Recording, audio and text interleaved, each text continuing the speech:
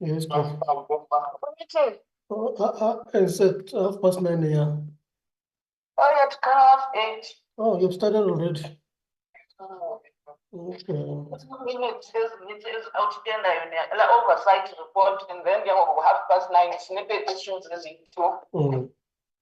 So, to oversight report, then the meeting is Dr. Belamos. Oh, So, yeah. finalize everything. That's why it's Kale. Ngiyavuya. Niyahlala next week, Nina. Kungenzeka nihlale. Wahamba nawe straight ngibani unqola. Yeah, usafuna ne-oversight visit Ngolwesithathu. on Friday. Hayi, chairperson uvuyile na-NCT last ngokuthi une-by-elections next week. Yeah.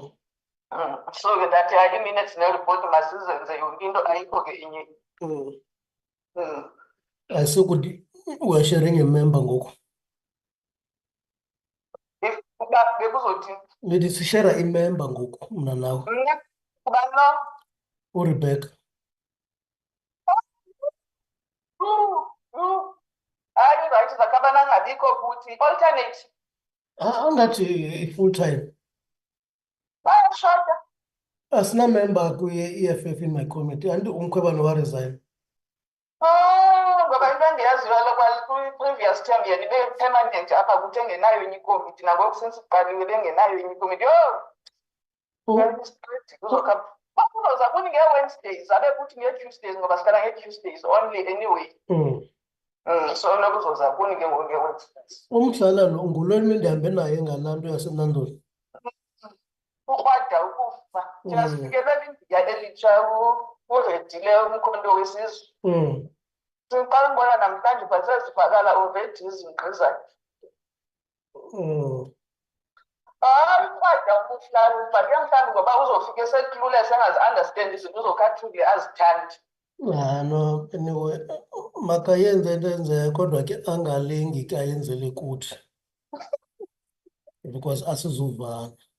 Kodwa ndikhathela ngoba ngekhoyo sharing uthule uthe cwaka. Nalaa nto yogeza uba i-minutes asifanelekanga. Oko kwahamba ushering akathethi nezo zikhona nangokwemeeting dis-adopt i-minutes ne-report uzithulele uzivalele umlomo wakhe. Le nto ndithi mhlawumbi nalapha kuni ufakwe by default ukuba kushort members mhlawumbi angathula kube engazu-understand. Ngakudala waba nento kwi-water sector before abe yimember. So uya-understanda yonke into yokwecala lethu. Okay. Not so bad. Okay, sure. Sure.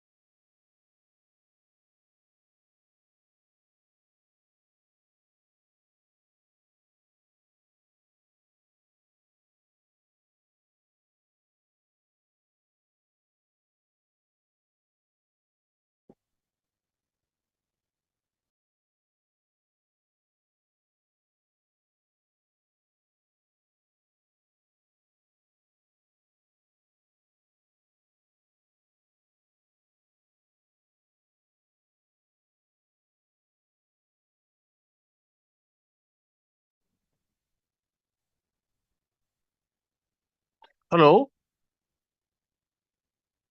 Chairperson. Good morning, Dr. Slope. Yeah, I'm so sorry. I'm struggling with connectivity. I just couldn't hear anything. Fine, I'm okay now. Thank you, Chairperson. Thank you. No, it's not the chair, it's the secretary, but we have not yet started. We're starting at 9:30. Oh, it's 9:30. Okay, thank you. Yeah. I'm in Joburg. All right, Oh, thank you. okay. Thanks, good. Thank you.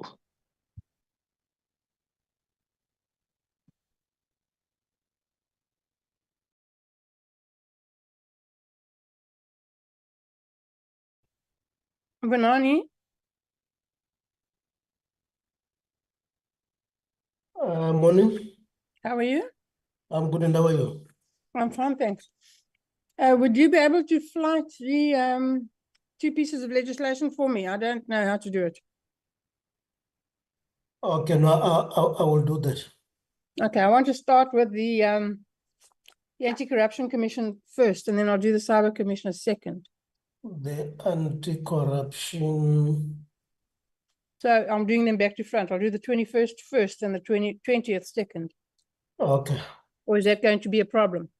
No, it shouldn't be. Okay, Okay. thank you.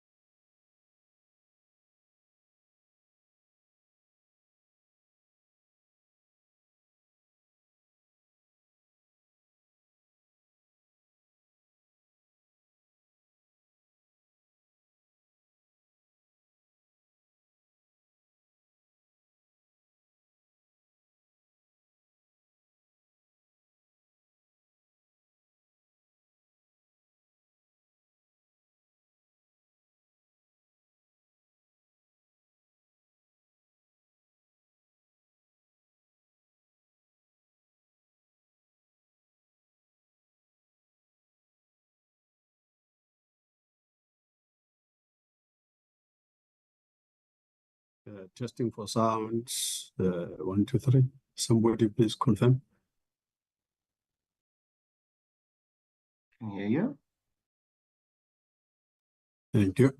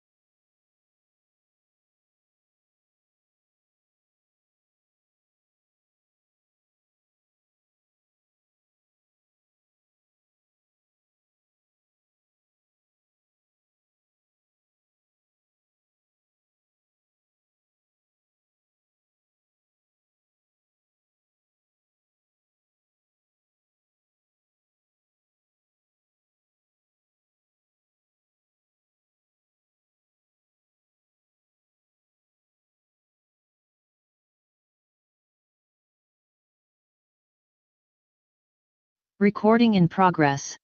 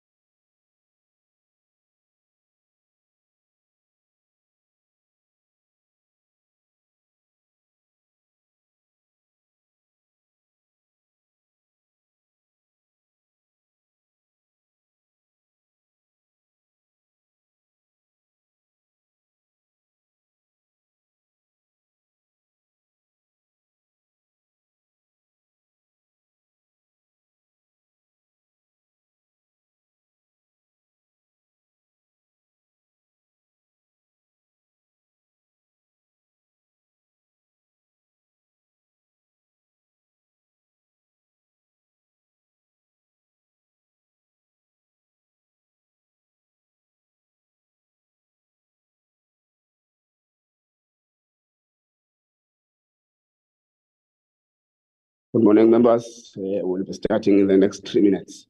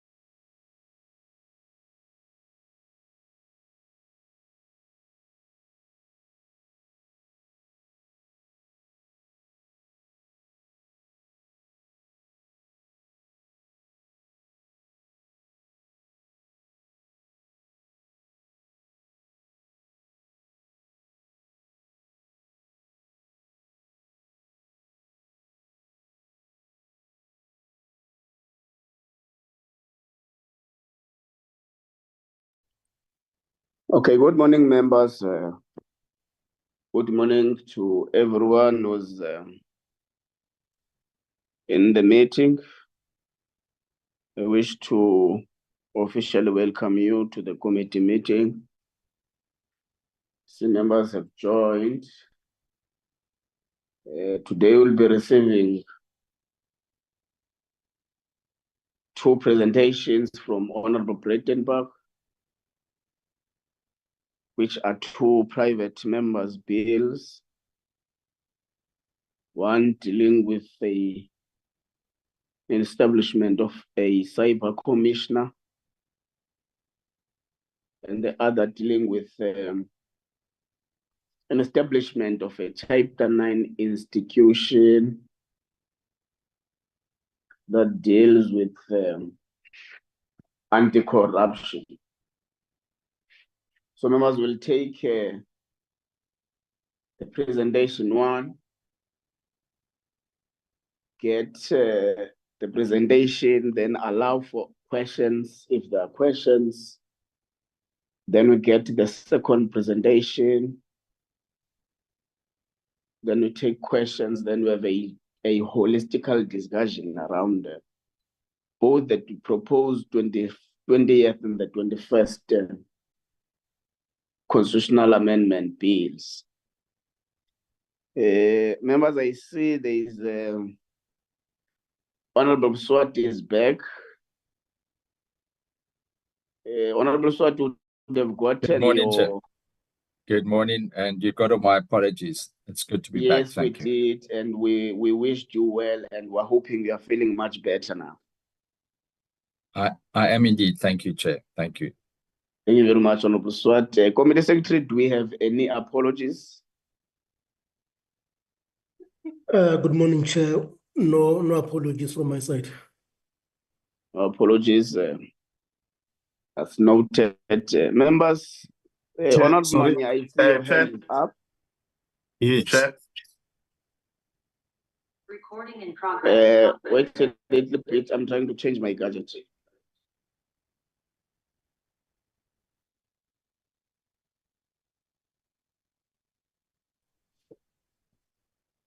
Honorable Manye, I see your hand is up. You can you can bring the matter forward. Yeah, thank you, Chair.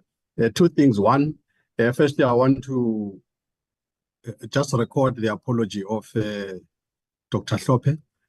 As you know, I'm standing in for him, yeah. And then, secondly, I think we want to appreciate the fact that Honorable Breytenbach submitted these documents timelessly, and I think we've all read them. So, because today we've got plenary, and these discussions can be far wide-ranging, I propose that she must just table both of them one after the other. They are just short, one after the other.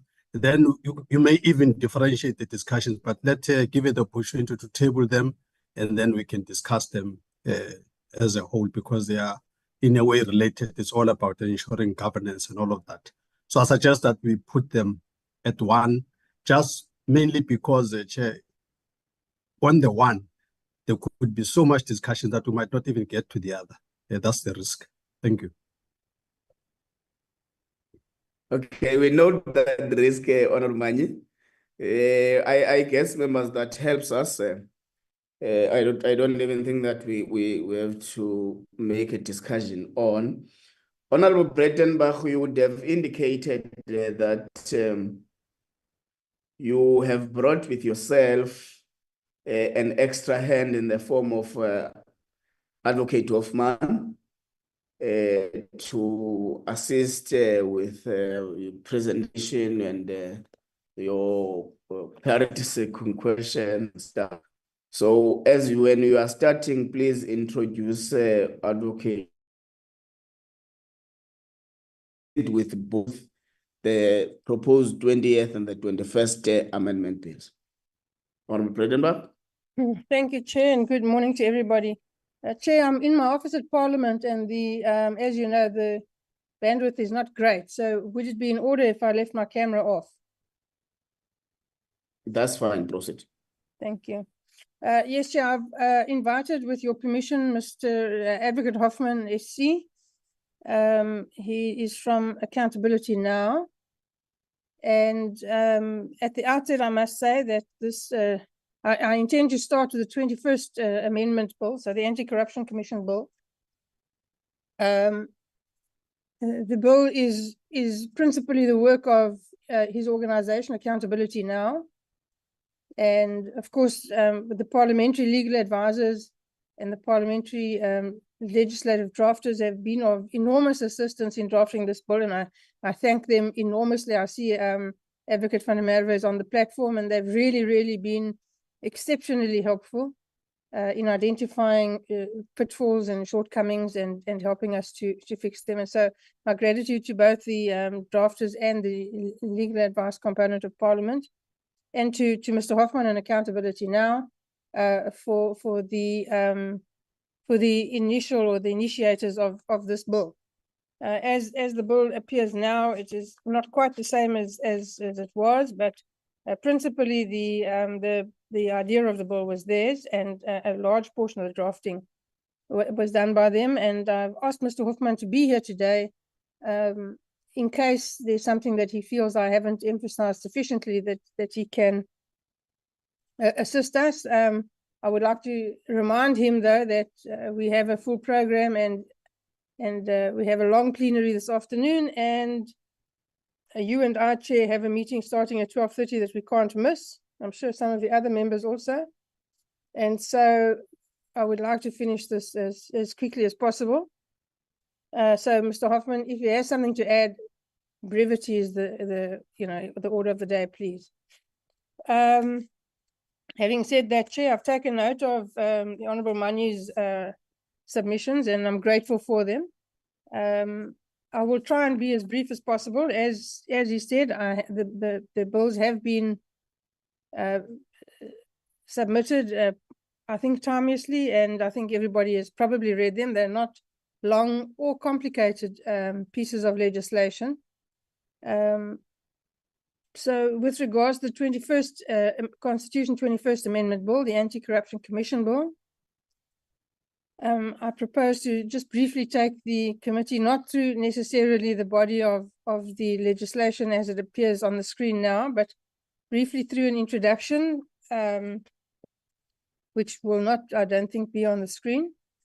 The bill aims to amend the Constitution by providing, I don't know if the memorandum was attached to the piece of legislation. If it was, there we go. Well, that makes it a whole lot easier.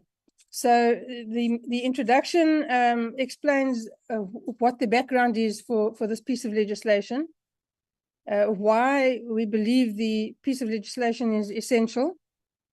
It's common cause that I'm on the second paragraph. It's common cause that the National Prosecuting Authority was one of the institutions that suffered the most at the hands of state capture. It has been hollowed out to a mere shadow of its intended function, and I think we all can see every single day how difficult it is for the NPA to deal with its broader mandate, which is a huge amount of work. And I think, the committee, being seized with oversight over the NPA, amongst other things, understands better than most how large the mandate of the NPA is. So, there's over 2,000 prosecutors that go to work every day and really do try their best to do this very large job. They're responsible for prosecuting all of the crime in South Africa. That is their mandate. They're the only prosecuting authority, and they prosecute all of the crime, from traffic offences and shoplifting to state capture, murder and serial rape. There's this entire spectrum of crime falls under their umbrella, and it's a huge amount of work. And I think we can all agree at the moment they appear to not be coping. So the purpose of this bill really is to lift out the top layer of large-scale complex corruption and organized crime, that level of prosecutions, and relieve the NPA of that burden. Establish an anti-corruption commission that will then remove this top layer of the burden of the NPA and allow them to concentrate on their core function of prosecuting crime without fear, favor, or prejudice. It will give them the space to properly apply their minds to their core mandate, it will give them the time to rebuild, give them time to properly train prosecutors again so that they're able to deal with their mandate. And the Anti-Corruption Commission will concentrate on a very strictly defined and legislated space, dealing only with large-scale grand corruption and high-level organized crime. It will harness the capabilities of the Special Tribunal of the SIU more effectively. It will provide quicker, a more efficient, and an effective method of dealing with this type of corruption and high-level organized crime that we see, but we also see is not being dealt with. It will be housed in and hence the need for a constitutional amendment. It will be housed in a Chapter 9 institution. And the need for the Chapter 9 institution is really an essential part of this piece of legislation. The Investigative Directorate, which is housed within the National Prosecuting Authority, has been made a permanent aspect of the NPA. I think as a kind of attempt to deal with high-level corruption and organized crime. It can't work, and I'll tell you now why it can't work. Within the NPA, we all know the history of the Scorpions. We all know the demise of the Directorate of Special Operations. We know that they were targeted by Parliament at the time because they went after around 150 MPs who abused their travel entitlements. And when the politicians saw that they could be held accountable, they immediately set about deconstructing the DSO. It was very easy to do because it was brought into being by exactly the same type of legislation that has now created the Investigative Directorate within the NPA. So ordinary legislation that requires 50% plus one in Parliament to dissolve. And that's precisely what happened to the Scorpions. They were very effective, very efficient, were doing excellent work. And if we'd still had them now, we would not be sitting with the problems that we now sit. So we need an institution that is outside of the NPA. It must be housed independently from the NPA. It must need the heightened protection and security of independence that the Chapter 9 institutions enjoy. So that in order to dissolve it, it needs the heightened majority in Parliament, which will be very difficult, I think we'd all agree, to achieve going forward. So it will not only be truly independent, it will have the security of the heightened majority required to dissolve it. It will be able to, for that reason, offer security of tenure to the people who are employed there. Because everybody in the criminal justice space has a hangover from the dissolution of the Scorpions. So nobody's going to give up a well-paid permanent job in the private sector to go and work at the Investigative Directorate because they know, having been there before, they've been there, they've done that, they've got the T-shirt, that as soon as they start targeting high-profile people who are well-connected, they run the risk again of being dissolved and losing their jobs again. And many people lost their jobs when the Scorpions were dissolved. Some were absorbed into the police, some were absorbed into the NPA. But most of them went to private practice and have been lost forever. After spending years and a lot of money training them, the Scorpions were trained not only in South Africa by the very best we had to offer, but they were trained internationally. They went to America, they went to other African countries, they went to Europe, they were trained all over in specialist skills, and we just lost that overnight. We really can't afford to do that again. And so we need to ensure that the Anti-Corruption Commission, or as it's referred to in other African countries that have a similar structure, called the Integrity Commission. I prefer Anti-Corruption Commission because I think it's more descriptive. But it's based largely on African countries who have an Integrity Commission. It must be separate from the NPA. It must be completely independent.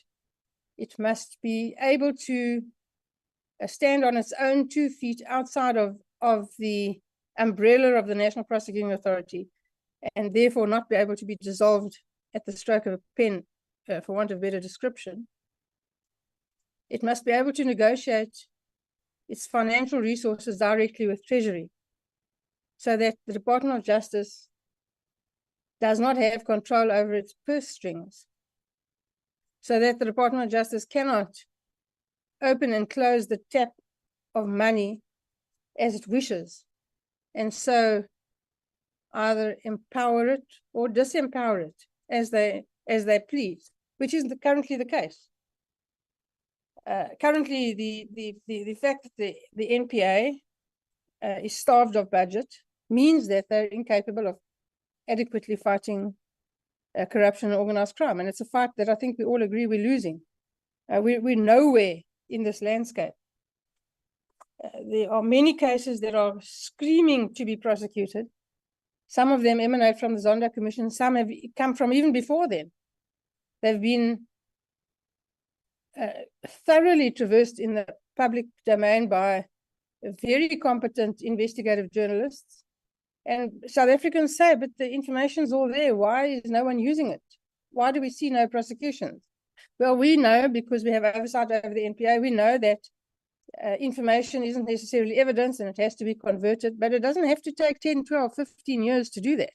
And many of these cases should have been in court long ago. The fact is the NPA lacks the budget, they don't have the financial resources, and they certainly don't have the human resources. And so the three cases that they have, the three high-profile cases that have been enrolled, have all ended in disaster, which has done nothing to increase the confidence that the public currently has in the criminal justice system, and that is a serious problem that needs to be addressed. Because if people think the criminal justice system doesn't work, if they think it's a joke, which most people do, that also creates an aura of impunity, and people believe that crime pays, and at the moment it does. And that people believe, and probably with good reason, that they can get away with serious criminal offenses and will never be caught. And if they're caught, they'll never be successfully prosecuted. And so even though the NPA every single day goes through the motions of its core mandate and prosecutes many people and gets many convictions on a daily basis for other crimes, and no crime should be described as run-of-the-mill, but ordinary crimes, housebreaking, theft, that kind of thing, those cases are sort of ticking over. Also, nothing, no great shakes, but ticking over. But the high profile in the public domain cases are not getting the kind of attention that any of us would like to see them getting, and they're certainly not being as successful as they need to be. People have to understand, and the only way to do that is with convictions, have to understand that if you commit offenses, you will be properly investigated, you will be properly prosecuted, and the guilty will be convicted and properly sentenced. And that is how you deal with crime. That is how you bring down the crime rate. That is how you get a lid on corruption, is if you're able to do that. So in my view, and this is the root cause of this piece of legislation, it will require an amendment of Section 193 of the Constitution by adding a new subsection to provide that members of the Anti-Corruption Commission must be fit and proper persons who are South African citizens, who are duly qualified and experienced in law enforcement, and the forensic countering of corruption. So the Anti-Corruption Commission will be able to negotiate its own budget, and we can speak at length, and I'm sure we will, about how we would go about properly sourcing sufficient funding, because it's not a cheap exercise, and I think we all know this. All of the members on this committee are fully aware of what it takes to properly investigate and prosecute a grand corruption crime. You need not only seriously experienced investigators, you need seriously experienced prosecutors, but you also need a wide variety of exposure and experience in a variety of other skills, cyber forensics, forensic accounting,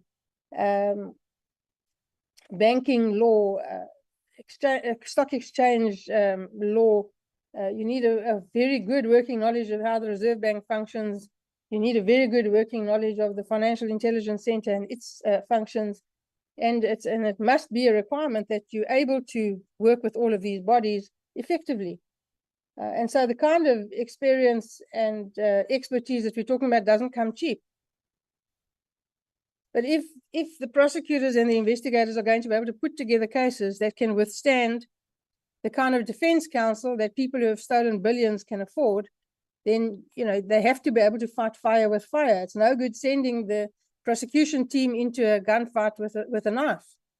And that's what's happening at the moment. So the Anti-Corruption Commission will be able to source its budget. And as I say, the committee will, I'm sure, we'll collectively apply our minds as to how we can best suggest a funding model for this Anti-Corruption Commission that will place it in a position where it can properly, on all fronts, present a serious opposition to grand-scale corruption and organized crime. And so that is the motivation behind this piece of legislation. If the members want me to go through it clause by clause, I can do that. I'm not sure that it's necessary, and you'll give me an indication, Chair. I want to end off by just mentioning the Glenister litigation, the Glenister cases before, particularly the Constitutional Court and the Zondo Commission. In the Glenister cases, it was, and there's a difference of opinion here, I must be honest. There are people who hold a different view. My interpretation of the Glenister litigation really is that South Africa was intended to have an anti-corruption commission type body, and we'll call it what you will. The court didn't name it. That had to replace the Directorate of Special Operations, or the Scorpions as they were known. Government came up with the Hawks to replace them. That is not a replacement. The Hawks are housed within the police. They have even less independence than the NPA does.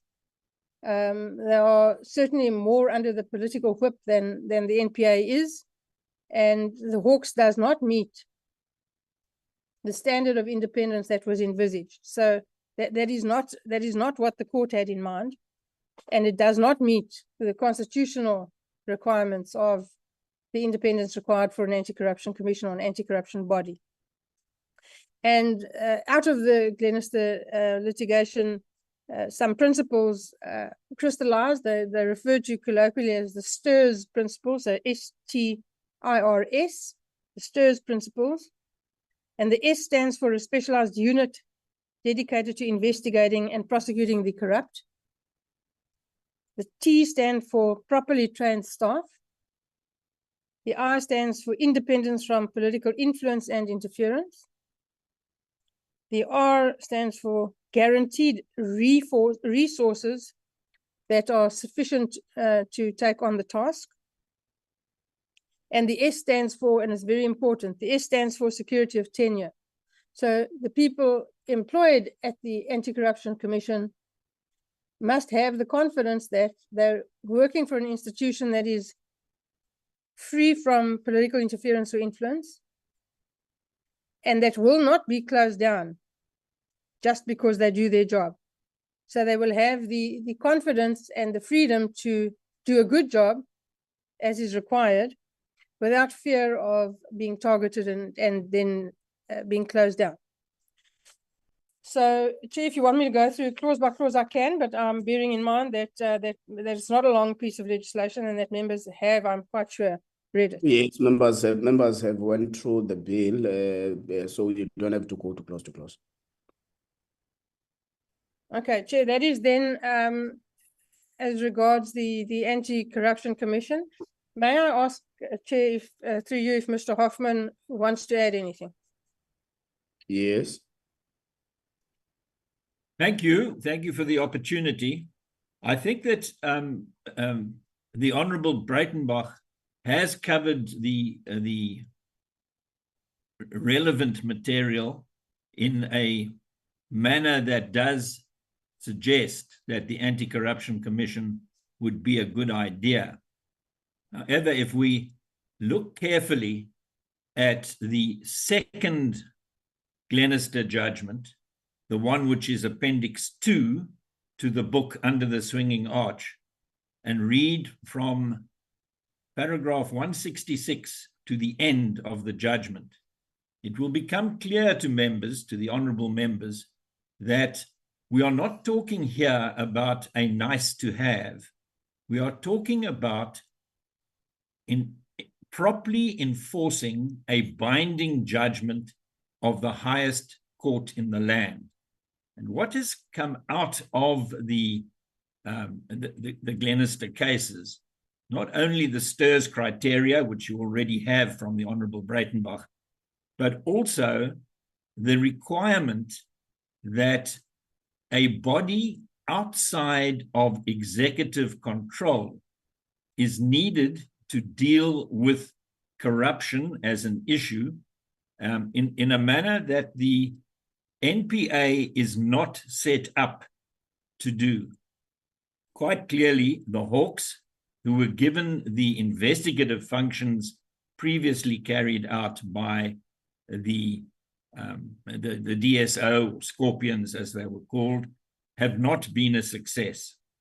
The provisions of section 195(1)(b) of the Constitution require that the public administration, which would include our anti-corruption machinery of state, must use the available resources in a manner which is effective and efficient. Now, the Hawks have done many good things in many spheres, but they have not been effective and efficient insofar as their anti-corruption mandate is concerned. And that is something that does need to be addressed, and it needs to be addressed because the state is bound to implement the Glenister decisions of the Constitutional Court in a way that gives us STIRS compliant anti-corruption machinery of state that is free of the control of the executive branch of government. And that means that as matters stand, the NPA is not an appropriate place in which to house such anti-corruption machinery of state, because the NPA is under the final responsibility. Section 179 of the Constitution says very clearly that the Minister of Justice has final responsibility over the NPA. The Minister of Justice must concur in prosecution policy. The Minister of Justice is entitled under Section 33 of the NPA Act to require of the NPA that it does what the minister wants to do, rather than act in a manner that is completely independent of executive control. We all know that the era of hegemonic control of all the levers of power in society ended on the 29th of May this year, and we need to recognize that a reporting line from the anti-corruption body, the Anti-Corruption Commission that is envisaged in this legislation, is directly to Parliament, which is a multi-party institution in which accountability is the name of the game, rather than to an executive body such as the Cabinet or the Minister of Justice representing the Cabinet. So if we appreciate as a committee that what needs to happen is not a nice to have, but is obligatory because of the binding nature of the decision in the Glenister case, then we ought not to have any difficulty in getting to the point where a body that is STIRS compliant is created as a consequence of the efforts that need to go into making this bill law without delay. Unless there are other points on which members wish to hear me, that is all I need to say at this stage in this debate. Thank you, Advocate Hoffman. Okay, Chair, so I think I'll wrap up this particular piece of legislation there. I don't know if there are questions, and if you want to do them together or separately. We're going to do them together. After this, we're going to the 20th Okay. amendment bill. Okay, Chair, thank you. Then on to the 20th Amendment Bill, so the bill dealing with the establishment of a cyber commissioner. Again, I refer to the notes that accompanied the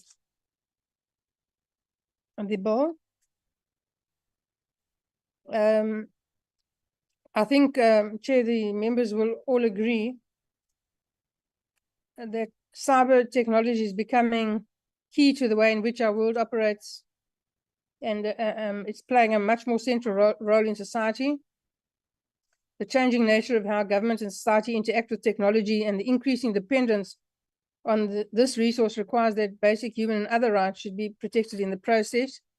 We in South Africa have seen a large amount of data breaches, a large amount of data being hacked, stolen, and released in the public domain, and it keeps the information regulator, which is a body that this committee also has oversight over, quite busy. It's a very specialized field.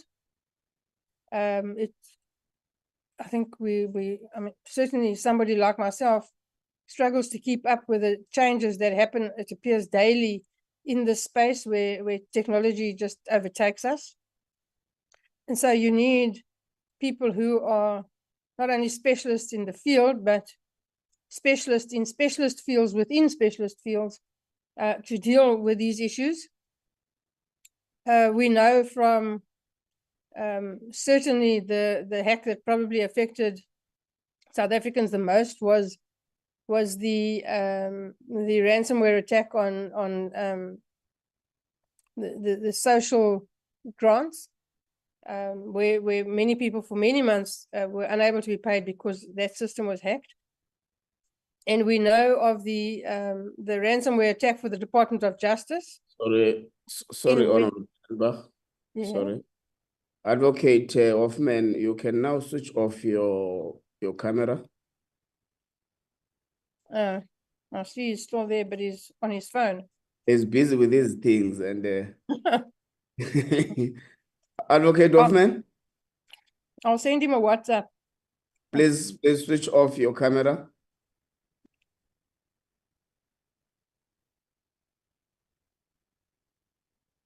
Oh, Thank there we you. go. Thanks, Sure. Chair. So the members of this committee, the new members of this committee may not be as fully aware of the enormous difficulties that certainly the last committee had to grapple with the ransomware attack at the Department of Justice and the consequences. The consequences for leaks of personal information and personal data from the Guardian's Fund, the Master's Office, the fact that the Guardian's Fund was unable to meet its payment commitments, and that the whole system, the entire justice system, was brought to a standstill for days. That we were powerless to override it. I don't think that the committee even now is fully aware of precisely what happened there, despite us our best efforts to try and find out. I don't think that we ever received a fully comprehensive report about that ransomware attack.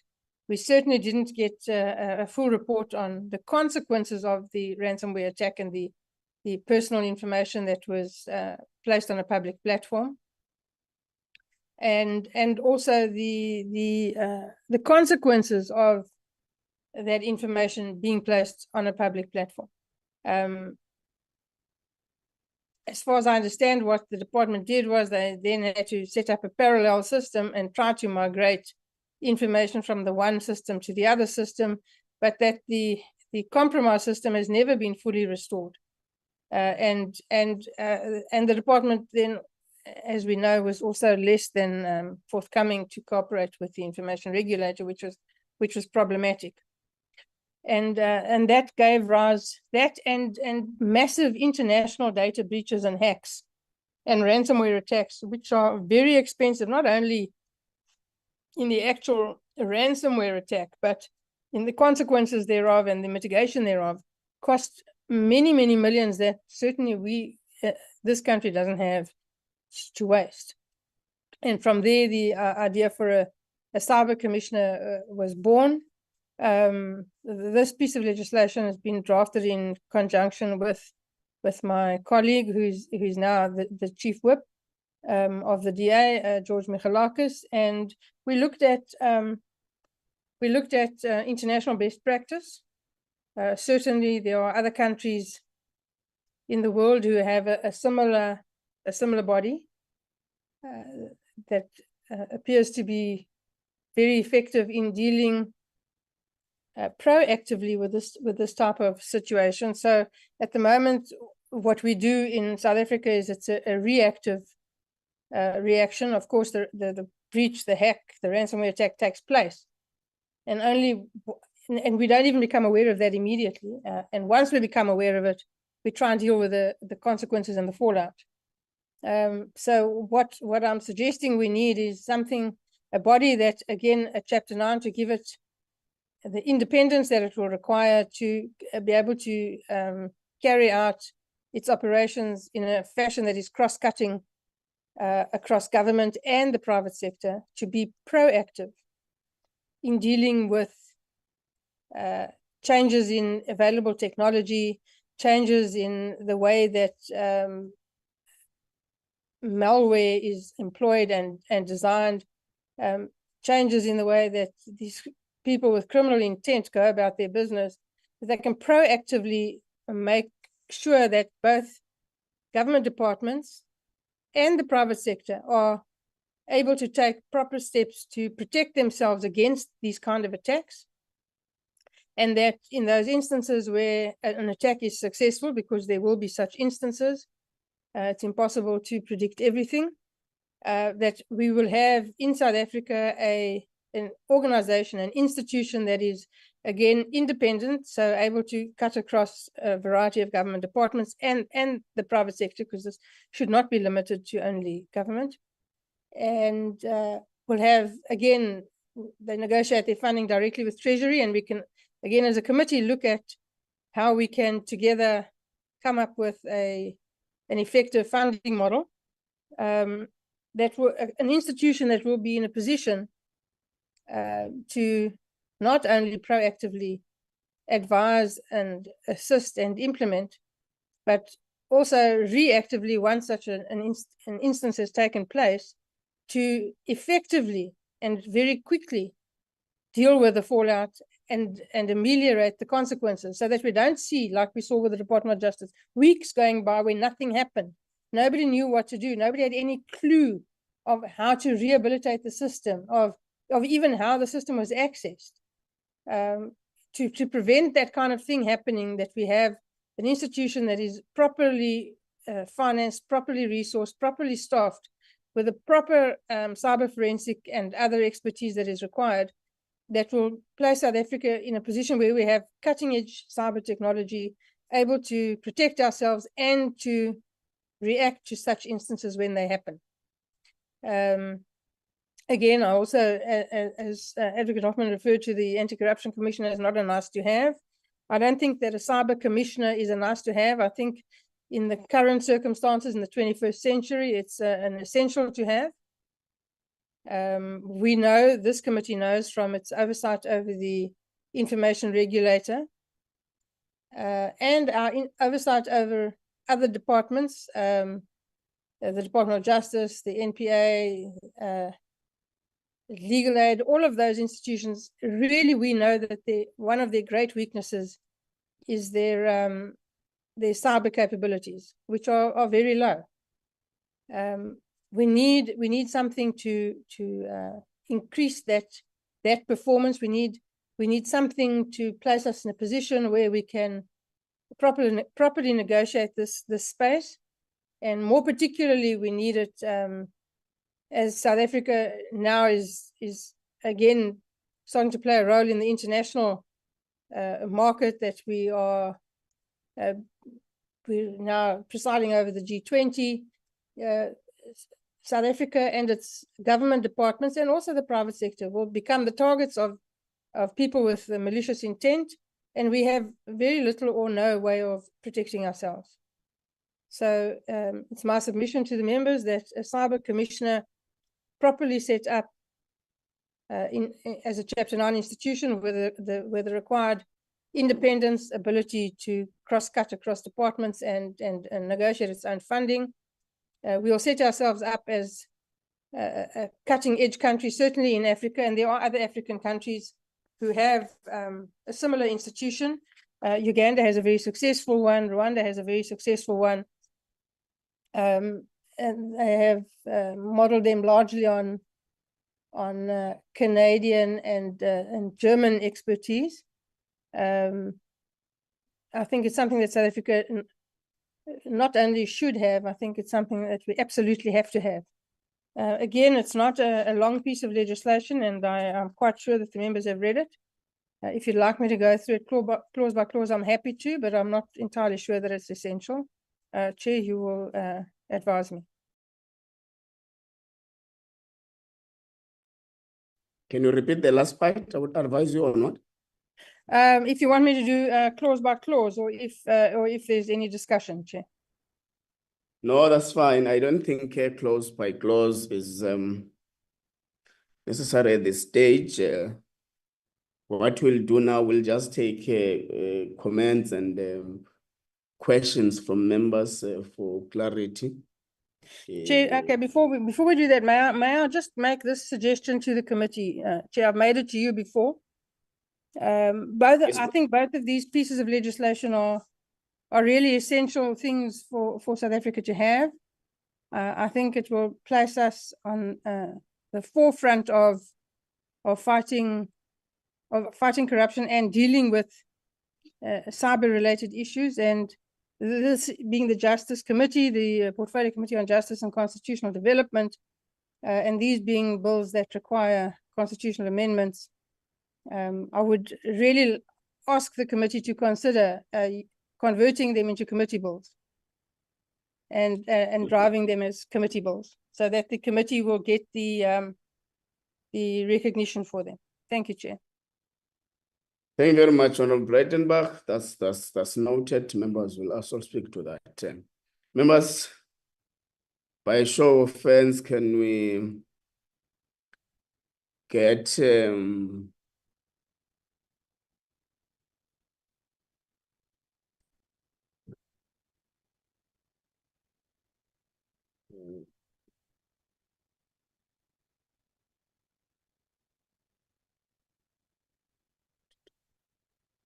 okay, so it's going to be Honorable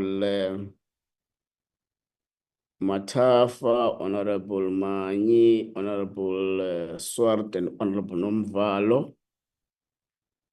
The last one will be Honorable Dana.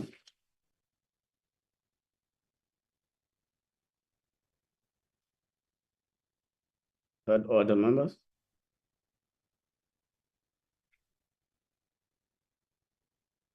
Honorable Matafa. Thank you very much, Chair. Good morning, Chair, members on the platform, and guests. Chair, let me thank Advocate Breytenbach and Hoffman for this presentation. I just have a few questions. The first one will be more of a political question, and the other one is just for clarity. On the first report on the establishment of the Chapter 9 institution on anti-corruption, the political question would be, would we not be seen as creating a parallel investigative authority, given what we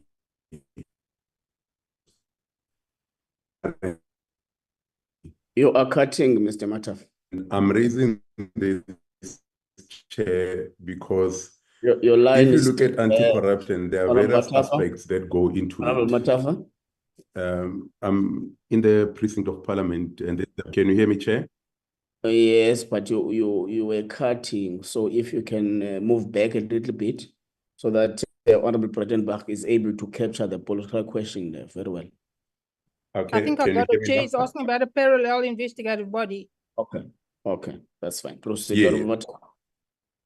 Yes, Chair, because the anti-corruption agenda involves certain aspects of law enforcement, which might involve intelligence gathering, investigative processes, as well as prosecution. And according to the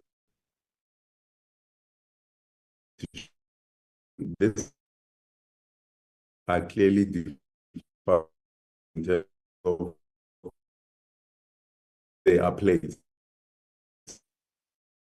I do not hear anywhere where Chair, maybe he must hotspot with his phone. Okay. Honorable Matafa? Honorable Matafa? away with. Honorable That are Matafa? with the Honorable Matafa? responsibility, like your SIU. Honorable Matafa? Honorable Matafa? Is the Wi-Fi here? Honorable Matafa?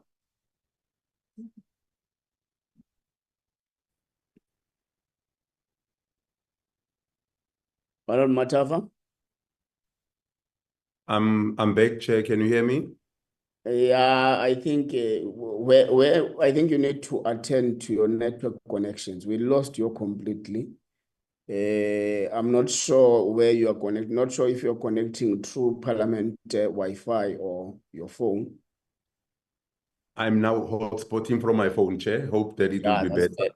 That's better. That's why we hear you now. Thank you so much. No, I took advice from the communication specialist, Honorable Mani. I was doing the Parliament. No, he misled you. Wi-Fi. He misled you. Oh, yes. Thank you so much. Oh, yes, Chair. So as I was just wrapping up on the issue of a parallel investigative authority and going into the elements that are involved in fighting corruption, the mandate is defined. There are institutions that are executing that mandate. The good advocates are not suggesting that we do away with these institutions. Are we not rendering these processes to be duplicated? And also, are we not doing the parallels? The one administrative one, Chair, is just to find out from the good advocates if whether consultations were done with the SAPS, probably Justice and Treasury, especially when it deals with the issues of possible funding of the issue of resources in this particular institution, and maybe Financial Intelligence Center Act, Intelligence Center, meaning those key stakeholders, I believe they could have added more meat and give guidance. So I'm just wanting to find out if whether has it been done in terms of consultation. Chair, on the second presentation of the Cyber Commissioner, if I remember correctly, currently we are relying on something called Cybersecurity Hub. So the question would be to Advocate Breytenbach and Hoffman, if whether the work of this particular institution was assessed and we then, or they then resolved that it is inadequate, hence now a proposal of a Chapter 9 institution. Could we not have just maybe as a second question, amended the Cybersecurity Act just to bring in those gaps that maybe they would have identified. Last question, Chair, again on consultation. Who did you consult as a main actor? What comes to mind is the information regulator, where they consulted just to hear a sense of how strong, what efforts, and are there as far as government is concerned. For now, these are the main burning issues for me, Chair. I might have others, but I think these ones are the salient ones. Thank you very much, Comrade Chair. Thank you, Honorable Mani. Thank you, Chairperson. Let me just get this right here. Okay. Now for us, Chairperson, we're not going to work on eggshells. The MK party rejects these proposals, both of them, and I'll give you 5 reasons for each of them, and I'll give you what we think should happen. Firstly, I'll give you the first heading is issue of duplication of mandates and institutional fragmentation. For us as MK party, we say the establishment of the Anti-Corruption Commission creates unnecessary overlap with the NPA and the Hawks, both of which are constitutionally mandated to combat corruption and high-level organized crime. Adding another institution risks duplication, confusion, and bureaucratic inefficiency rather than strengthening the existing framework. So that's the first point.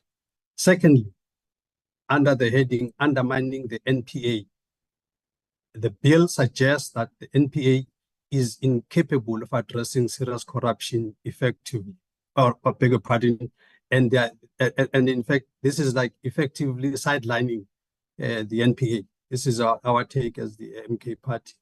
This undermines public confidence in the NPA and does not address the root causes of its inefficiencies, such as inadequate resourcing, skill shortages, and political interference, if there is such.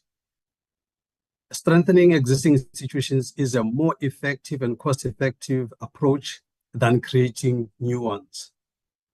Thirdly, unnecessary financial burden on the state. Establishing and maintaining anti-corruption commission will require substantial funding for salaries, infrastructure, and operations. In a constrained fiscal environment, these funds would be better allocated to bolstering the capacity and independence of existing anti-corruption institutions. Number 4, constitutional and governance risks. The bill vests significant powers in the Anti-Corruption Commission, potentially leading to conflicts with other state institutions. For example, the proposed role of the Commission in prosecuting cases may interfere with the independence and central authority of the NPA, contradicting the principle of a unified prosecuting authority in terms of Section 179 of the Constitution. So here we are just trampling on the Constitution, which we think we're trying to strengthen. We're actually messing things up a bit. Number 5, focus on structural reform, not new institutions. The historical failures of the NPA, and by the way, a lot of this has been said also by the CDE and all of that, that institutions and related bodies should be fixed instead of creating parallel structures. I mean, we know that NPA is not functioning well.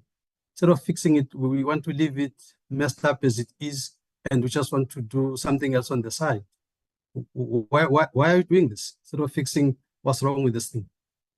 The bill fails to address the systemic issues that Advocate Breytenbach indicated.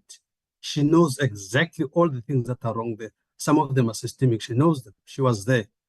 And she's the best person to say what needs to happen there to fix it. But instead, she wants to do another sideshow. You know, so we reject this. And here the proposed approach is so that we don't just criticize for the sake of criticizing. I'll give you 6 solutions. Solution number 1, strengthen existing institutions. Allocate additional resources to the NPA, the Hawks, and special investigating units to improve investigative and prosecutorial capabilities. This includes increasing funding, recruiting skilled professionals, and providing advanced forensic and technological tools. That's number one. Number two, in terms of legislative safeguards for independence, amend existing laws to guarantee the independence of the NPA, the Hawks, and SIU. In fact, at one point, I even argued that SIU is somewhat of a hit squad of whichever is a sitting president. I mean, how can you have an SIU as an example that before it moves, the president must sign? So if you are a buddy of the president, that signature might not come by. So we need to have these institutions much more independent to insulate them from political interference. This includes secure tenure for leadership positions and accountability mechanisms to Parliament, not to the executive. This, by the way, would meet the requirements of the Glenister judgment that has been so well articulated by Advocate Hoffman. So Advocate Hoffman, when he makes his submission here, he gives an impression that this commission is the only way to comply with the judgment. I disagree vehemently, saying that for the independence, all these institutions can report to Parliament. We've been asking for this. That will give them the independence they need. And indeed, as we said already, that the tenure must be much more secure and guaranteed so that people must not worry about their jobs and all of that. Thirdly, we're saying enhance collaboration and coordination. Establish a high-level interagency task force to coordinate efforts against grand corruption and high-level organized crime. This task force should streamline communication and collaboration between the NPA, the Hawks, and SIU without creating a new institution. By the way, if we had a task force like this, even the July 21 would not have happened. But in this country, we're just sitting with all kinds of islands and islands and islands. And now the DA wants to create another island once more. I mean, it's total madness. Number four, address systemic corruption holistically. Focus on comprehensive reforms, including judicial efficiencies, public sector accountability, whistleblower protection. I mean, this one, I mean, everybody's been talking about this. Nobody's moving on the whistleblower protection. We've had people dying, and I'm sure you've got the names. People die when they do the right thing. Those are areas we should be focusing on instead of creating parallel structures so that we can enforce ethical governance in the state institutions. Number five, public and stakeholder engagement.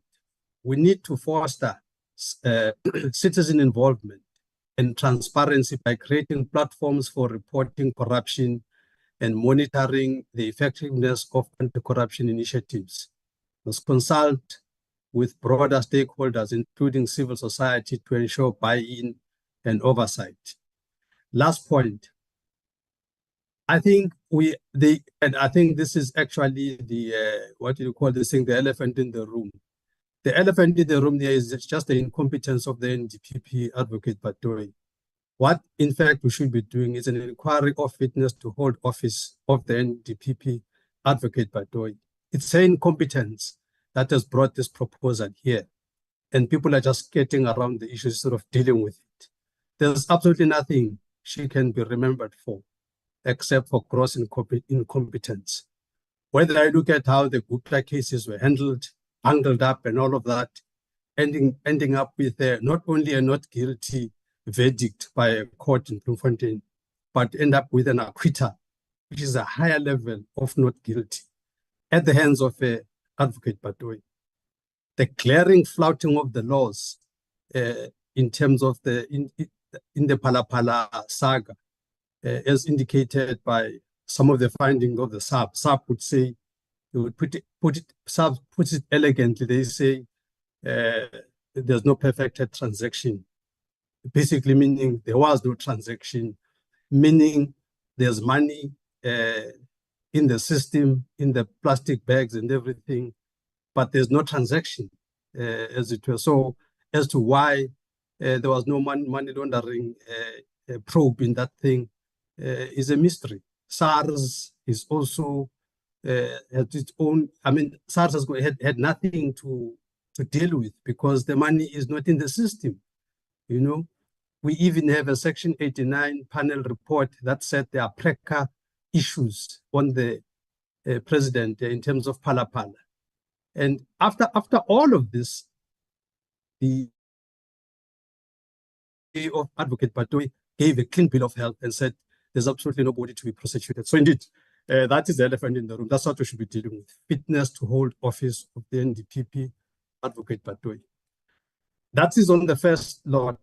The second one, the issue of this cyber story here.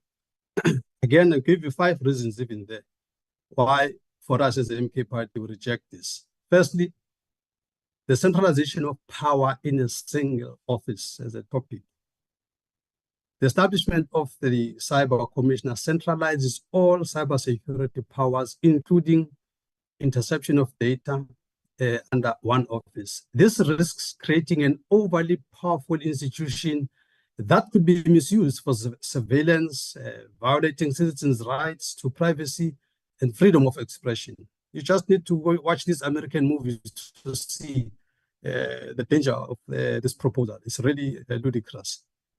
Undermining existing institutions. The bill proposes that the Cyber Commissioner should replace the information regulator over time, disregarding the efficacy and mandate of already functioning entities. This duplication of roles could result in jurisdictional conflicts and inefficiencies.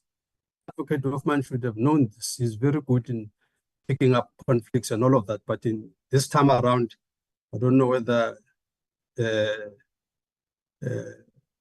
why would you not say this? Let me not cast aspersions.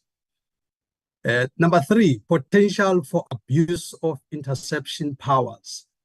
We would argue as the MK party that vesting all interception capabilities with the Cyber Commissioner creates the potential for abuse and unchecked surveillance. This undermines democratic oversight and could be weaponized against political opponents or activists.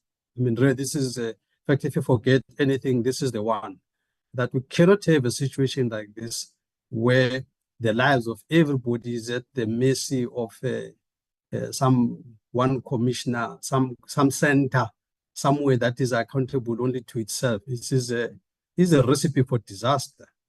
This is just would make the entire country vulnerable. Number 4, financial and logistical burden.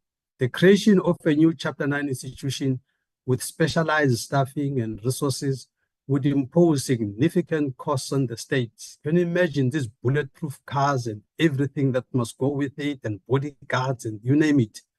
These resources could be better allocated to enhancing existing cybersecurity frameworks and capacity. Last point, lack of broad consultation and oversight. While consultations were indeed held, but it was with limited experts, the absence of broader public participation and input from a diverse range of stakeholders undermines the legitimacy of this proposal.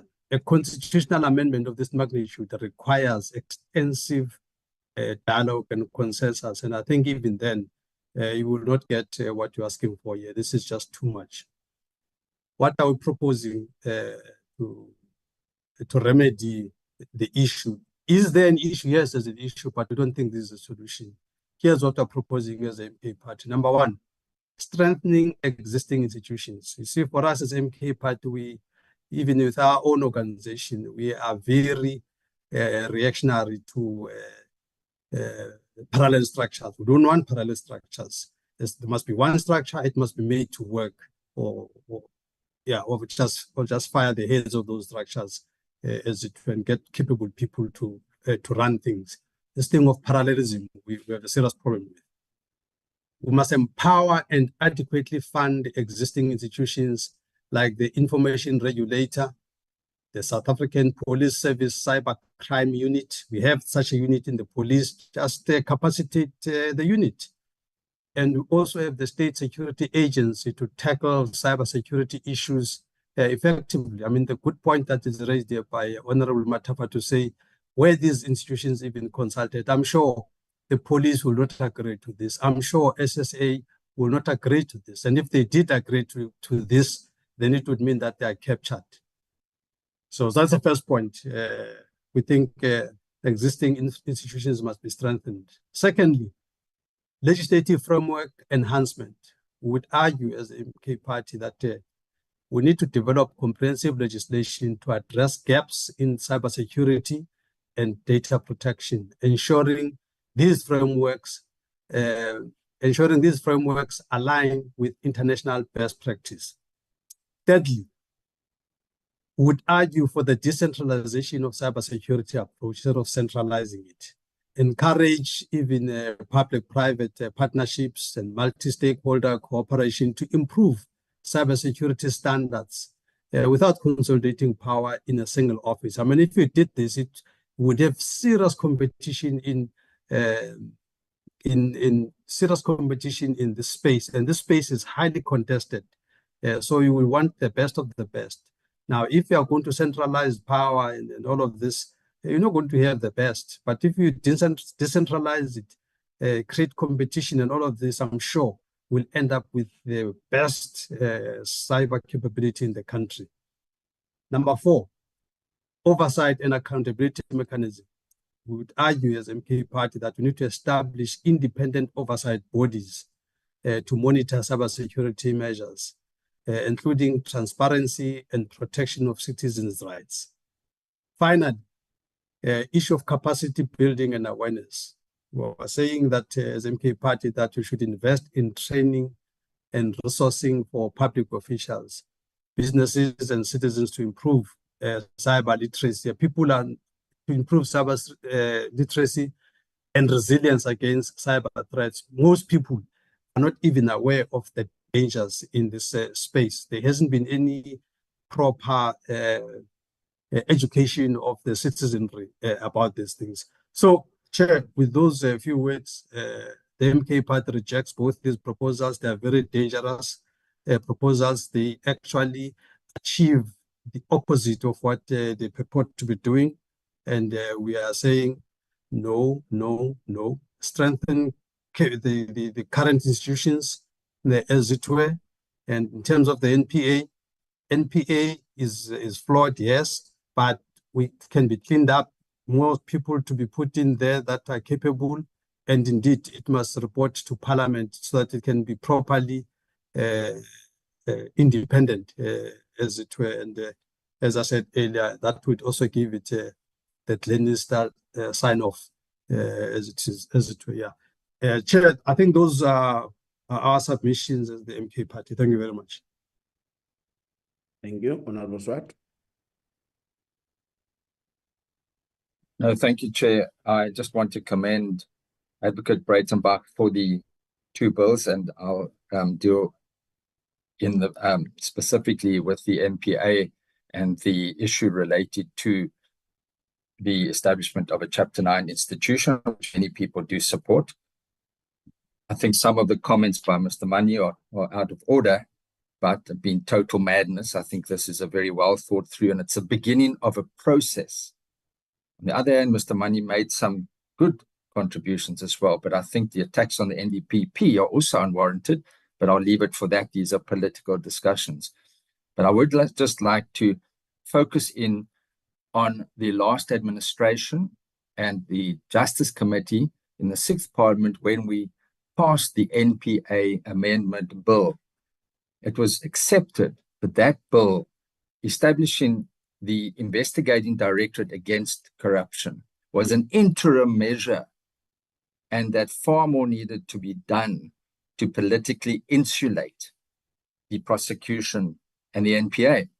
And I think Mr. Mani himself agrees that there is some legislative amendment required to enhance the independence of the NPA, and that will require constitutional amendment. So I think we are here looking at that constitutional amendment. I would also agree with Advocate Hoffman about the non-compliance with the Glenister second judgment. I was part of where we saw it was a political maneuver to remove a very effective investigating, prosecuting unit. And we are now sitting with what I believe, and yes, it was said that there are different views, but a non-compliance with the second Glenister judgment in particular. And when one has consideration to the STIRS requirements, which we do not see sufficient, we do not see sufficient resources, we do not see security of tenure. Now, I also believe that one of the positive aspects of this proposed bill is that placing it accountable to Parliament as a Chapter 9 institutions brings into play the parliamentary funding models with the Monetary Bills and Related Matters Amendment Act, where funds can be shifted by Parliament itself. And I think that is a very important aspect that is not used in Parliament at all, almost. That it is a positive development here. But what I would also like to mention is the fact that we see at the moment the severe challenges, and Advocate Breytenbach, given her experience, touched on some of these extensive challenges that the NPA is facing at the moment. But the main problem is the accountability and coming under the degree of the political impact of the minister. And we see recent media reports about forensic auditors, investigators leaving. And so there's definitely, and I think the strongest argument for this beginning process of this bill, this is a beginning process, is the fact that we in the previous parliament agreed that that NPA amendment bill was an interim measure. I would strongly urge that we allow this process to unfold. Yes, these bills were published in the government gazettes, so departments, the NPA, the Hawks could have responded, but the next process would be to allow for them to comment on the bill, further public engagement. And I also think it's an excellent idea to make this a committee bill. But I want to emphasize, Chair, that this is early in the process and we would need to consider that as well. Just on the cyber crimes issue, I just wanted one comment, and I fully appreciate the fact that there is a necessity for that institution. The details can be looked at, bearing in mind that both of these constitutional amendments refer to further national legislation that would be required to be passed. But I do think in the cyber crimes, the request that that legislation should be passed within 12 months needs to be reconsidered. I think a longer period would be needed in that regard. Chairperson, I just wanted to get back to the one quick part about the issue of the reporting of corrupt activities in terms of existing legislation. Now, Section 34 places a requirement on public officials to report corrupt activities where more than 100,000 is involved, and there are other elements where that 100,000 doesn't apply. We don't see, as far as I'm aware of, any persons complying with that provision or being held accountable where they don't report such activities. Such an independent Chapter 9 institution could encourage reporting to it directly and could enhance. And so, Chair, I think these are serious matters we need to look at from a principle perspective. If you look in detail to the bill relating to the Corruption Commission, there's a lot of consultation and cooperation that would need to take place between the different entities, between this entity and the NPA in particular, to ensure that, as was argued by Advocate Breytenbach, only certain cases are taken out, the top level are taken out and receive very specific attention. And I think that that can be a game changer. So, Chairperson, with those few comments, I appreciate the submissions that have been made so far by Advocate Breytenbach and Advocate Hoffman. Honorable Nomvalo.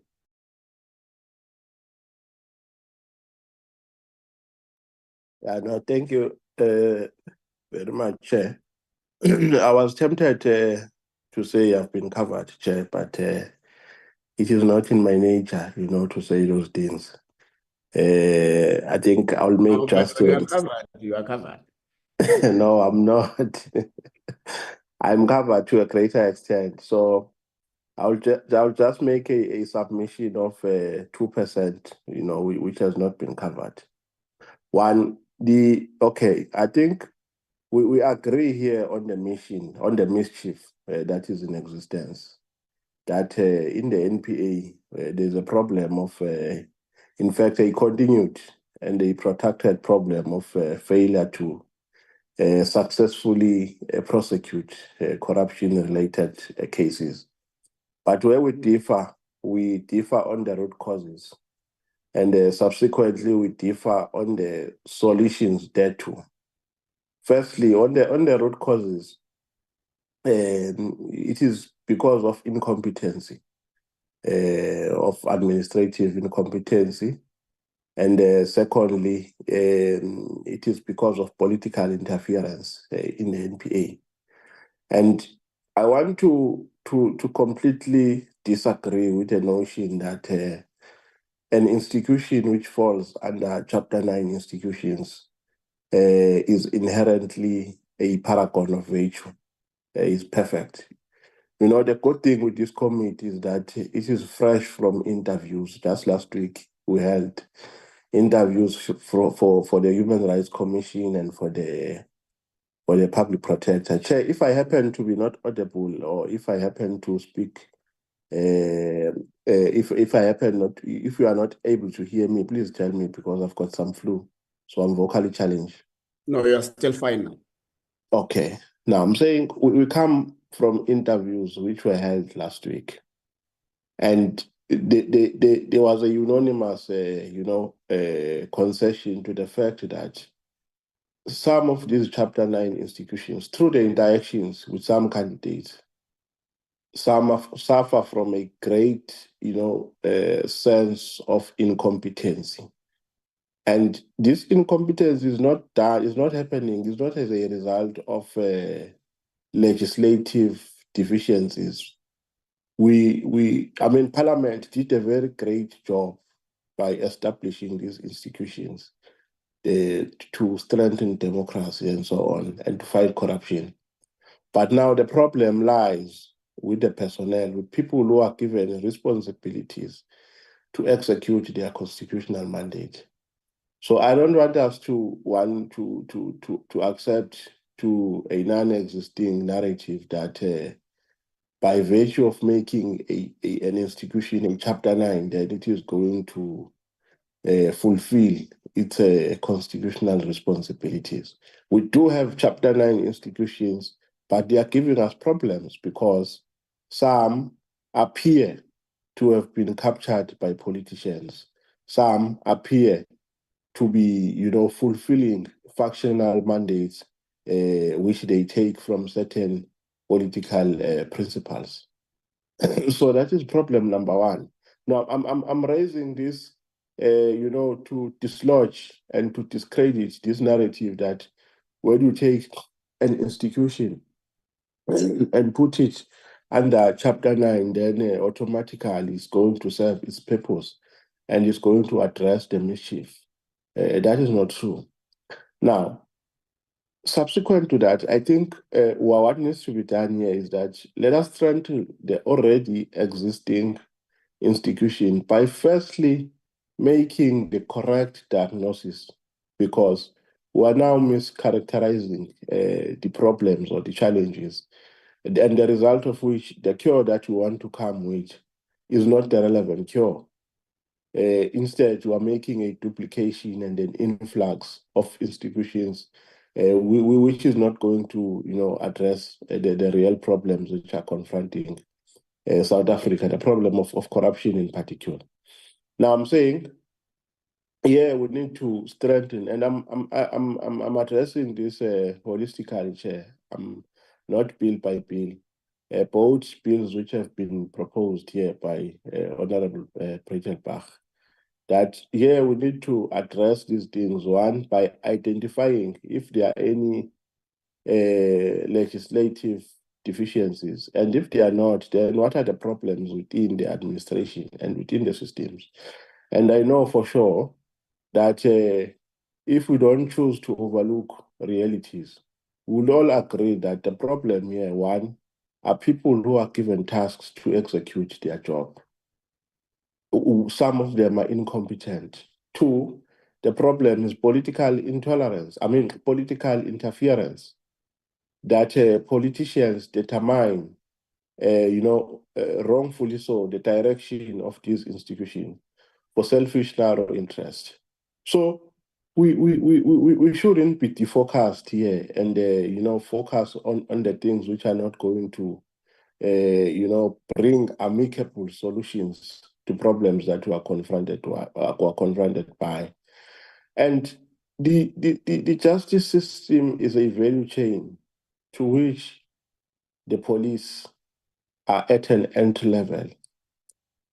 Now, when you talk about corruption, you can't single out the NPA, for instance. We need to detect this problem properly from its inception. Where does the problem start here? The problem of failure to fight corruption, where does it start? Don't we have a problem of dockets which are submitted to the prosecutors with insufficient evidence? And the result of which, because the responsibility to investigate lies with the police, and the hawks. Now, is that not part of the problem? That dockets are taken while and people are arrested while there's insufficient evidence, and the result of which some cases are, and that adds to the number of failed cases. Of cases which have been failed to be successfully prosecuted. So I'm saying, we are trying to find an easy way out, which is going to add more problems to problems which are already in existence. Chair, with 80% of Chapter 9 institutions in South Africa, we're having a problem of incompetent people, and we want to add on top of that another problem. We've got a problem of incompetent individuals who are found wanting, who don't know what to do, and we want to present a scenario that by virtue of being a Chapter 9 institution, you are responsive to your constitutional mandate, and you are equal to the task. Whereas we come fresh from interviews wherein some candidates make that concession that there are deep-seated problems in this institution. And in particular, the candidates which are from the Human Rights Commission. So I think our position here to reject these bills are not a dramatic posture. We're not trying to be dramatic or because we have an appetite. But as politicians, we know what to do here in Parliament. You need to speak sense with us. So they lack substance, and we do not think that they present the correct scenarios and subsequently the amicable solutions. Now, I want to disagree with a proposition that this must be elevated to a committee bill.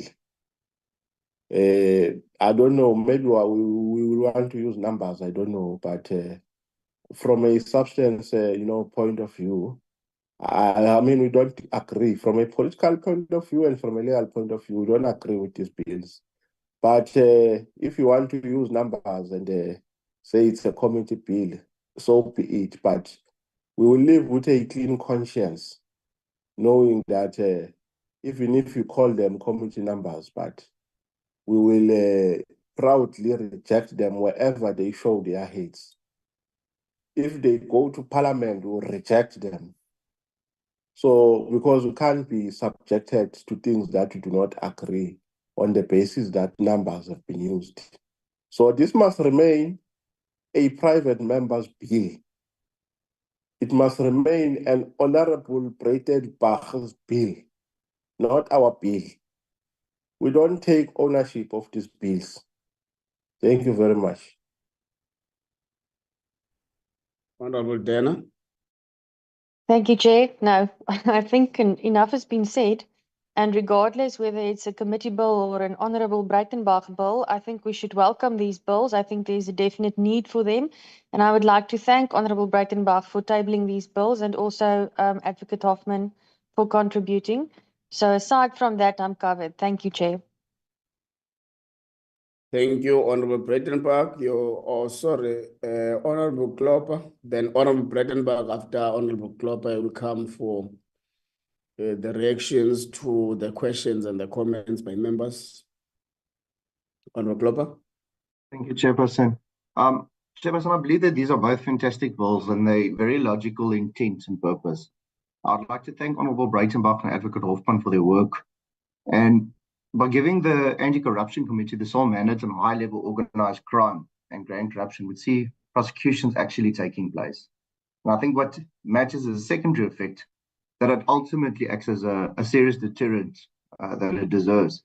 The volume of scope and the lack of MPA's total independence is unfortunately used as a back channel, I think, for those who are flourishing in corruption. High-level corruption in government institutions affect the ordinary person on the ground. And I think this commission by virtue would address the high-level corruption, organized crime, and at the end it will assist, but in particular the poorest of the poor who suffer at the hands of corruption. And they don't even get the basic needs that they deserve. I think that at the same time it would free up the NPA to do their work unhindered with a huge workload that they currently face. Now, some may not like that truth, but it's nonetheless truth. Thank you, Chair. Thank you, Honorable Breytenbach. Thank you, Chairperson, and thank you to all the members for their comments and their inputs. The suggestions have all been valuable, and I'm grateful for them. I want to say at the outset that Advocate Hoffman had nothing to do with the Cyber Commissioner Bill. His input and involvement was only with regards to the Anti-Corruption Commission Bill. So anything you find fault with the Cyber Commissioner Bill, you can lay at my door, not his. And then also, Chair, these bills have been out for public comment. They were published. A lot of public comment was received, overwhelmingly positive public comment was received. Some suggestions were incorporated in the bill to improve them. And the purpose, of course, of tabling them today is that the committee can interact with them and we can try and make improvements, try and strengthen them. They will also now hopefully go out for a public participation process so we can see how that develops. I hope I got all the questions, Chair, with regards to Honorable Matafa and I think Honorable Mani also mentioned it, and perhaps even Honorable Nomvala, forgive me if I'm wrong, discussed parallel investigative bodies, law enforcement agencies, and intelligence systems. This is not really intended to be a parallel body, and we've had extensive discussions, of course, with the National Prosecuting Authority. This will step on the toes of the police and the NPA. There's no question about that, but it can be done amicably and not, without any conflict. The idea is to model and implement the legislation in such a fashion that it doesn't cause conflict, but is seen as an addition to strengthen the criminal justice system. And that's one of the reasons why in the Anti-Corruption Commission piece, the consultation with the National Director of Public Prosecutions is required. This is no different to what currently takes place. Members will recall with the Scorpions, the Director of Special Operations, they had an investigative component that was derived from the police. They had a forensic component, and they had a prosecuting component. And of course, this required cooperation, constant consultation with the rest of the National Prosecuting Authority, with the judiciary, with the South African police, and with all the other institutions that have been mentioned by the members, and correctly so, in order for them to function, and they functioned very well. So it's not seen as a parallel body that is in competition with anybody. It is a crime-fighting, a high-level crime-fighting organization that should be seen rather, in my view, as an addition to the suite of institutions already available to the criminal justice system, with the view to strengthening the criminal justice system and improving the ability of the country, and more particularly of the criminal justice system, to address issues that arise in the criminal justice system. So we all know that high-level organized crime, high-level corruption is not being addressed. And these are suggestions to, in fact, address them. So I hope that answers that question. Of course, in the public participation process, all of these institutions will have the opportunity to air their views as well. Then Honorable Matsafa, with regards to the Cyber Commissioner,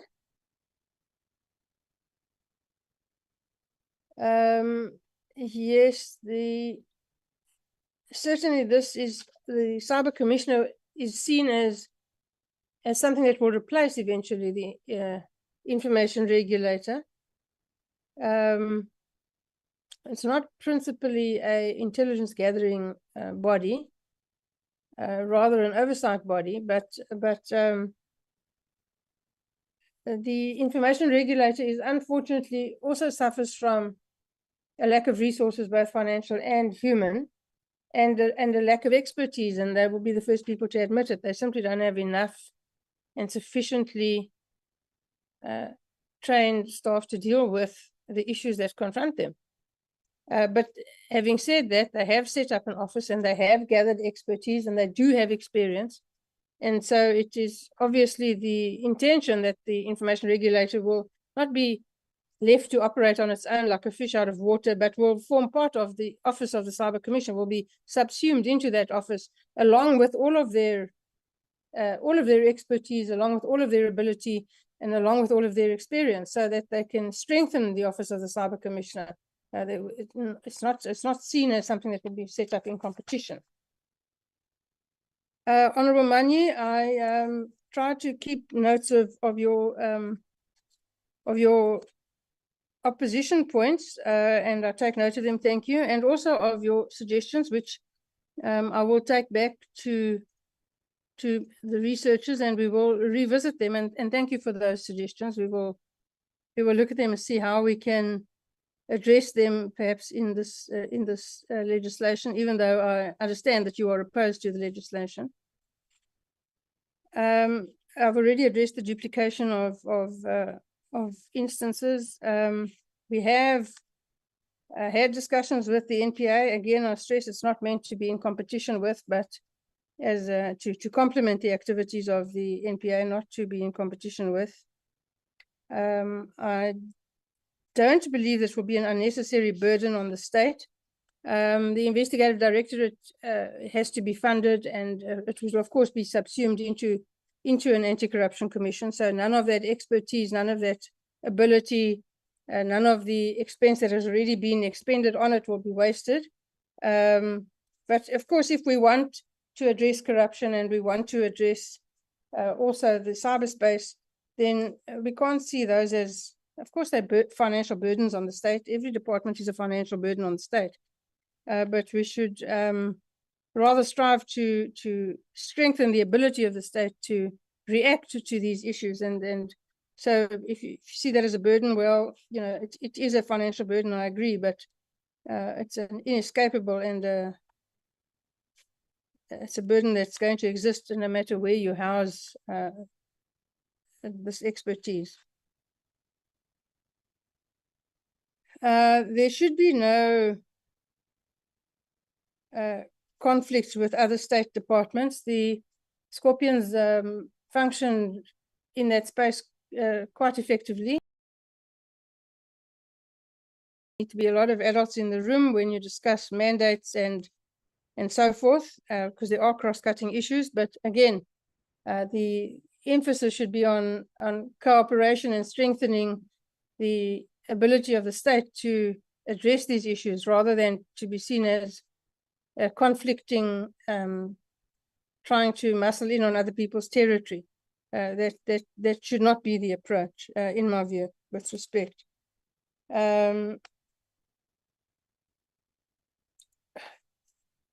There are many people who raised the point of strengthening existing institutions. Yes, of course, that would always be ideal. But for the reasons that I mentioned, particularly with the Anti-Corruption Commission, this isn't possible with regards to an Anti-Corruption Commission. And I take the submissions of the Honourable Navalo with regards to Chapter 9 institutions. And again, I stress this, we're not suggesting that Chapter 9 institutions by their very nature are perfect, untouchable, and wonderfully effective and efficient, just by virtue of the fact that they're Chapter 9 institutions. Of course, they're not. And his reference to the recent interviews is a very apposite one. We know that there are serious problems. So again, the responsibility lies with us, Parliament, to make proper appointments there, because the difficulties arise from appointments that have perhaps not been quite as well thought through as we should have done. But the emphasis on a Chapter 9 institution for the Anti-Corruption Commission more particularly is not to suggest that it would be perfect from the outset. It will have problems like any other institution, and it will have teething problems like any other institution. The issue is about independence. The issue is about independence. So any structure within the National Prosecuting Authority set up by ordinary legislation can be struck down by 50% plus one in Parliament with great ease, and we've seen it done with the Scorpions. And the independence that we want to achieve comes from the fact that to pass these pieces of legislation, you would need a heightened majority in Parliament, which will be difficult. And to dissolve them will require that same heightened majority in Parliament, which will be difficult. And therefore, they're in a much stronger position independence-wise than, for instance, the Investigative Directorate is. And that is where the security of tenure derives from, and that's where the increased ability then to deal with high-profile corruption and organized crime is settled, is in the secure knowledge that you can do your job, you can do it well, you can do it properly, and you can go after whoever needs to be gone after, regardless of their connections or their position. And you will have the security that you can't be fired on a whim. So it's not to suggest that Chapter 9 is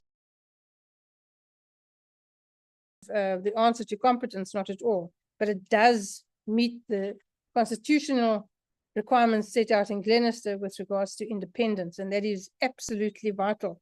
The security of tenure and the independence are very, very important issues. Then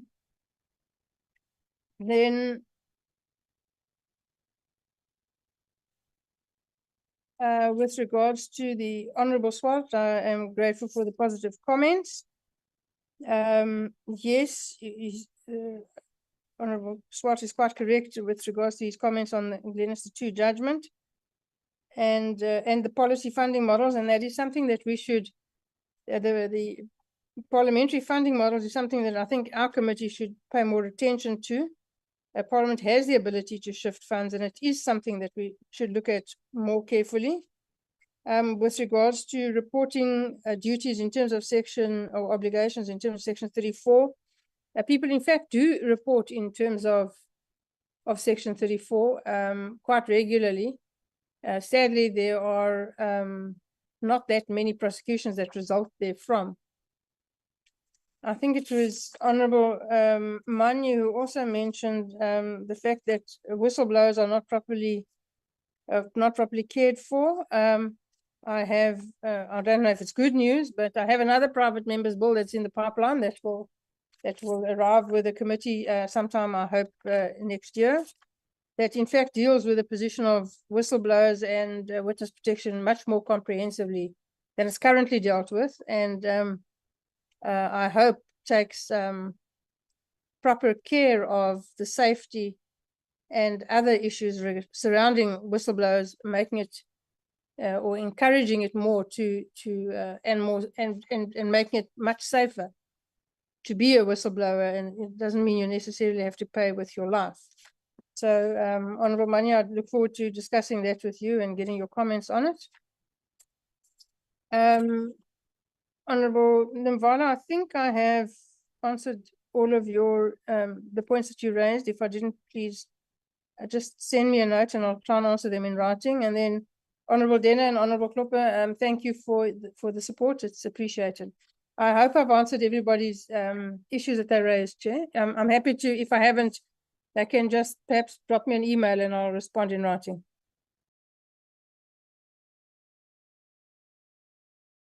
I see Advocate Hoffman wishes to say something, Chair. Okay.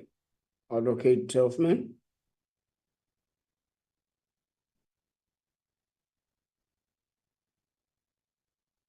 Advocate Hoffman. Honorable Hoffman is on mute, Chair. I can see his lips. That was entirely my fault. I'm too old to keep up with all this technology. On the question of duplication of mandates, I think it's very important to make it clear that what is required under the Glenister case is a specialized body free of executive control to deal with the scourge of corruption. What the NPA is, in terms of the Constitution itself, is a body with a general mandate to prosecute all crime. Obviously, corruption is a particularly insidious form of crime. So what we have with the creation of this Chapter 9 institution is a carving out of a small part of the general mandate of the NPA, to give it to a body of trained specialists who are independent, properly resourced, and secure in their tenure of office.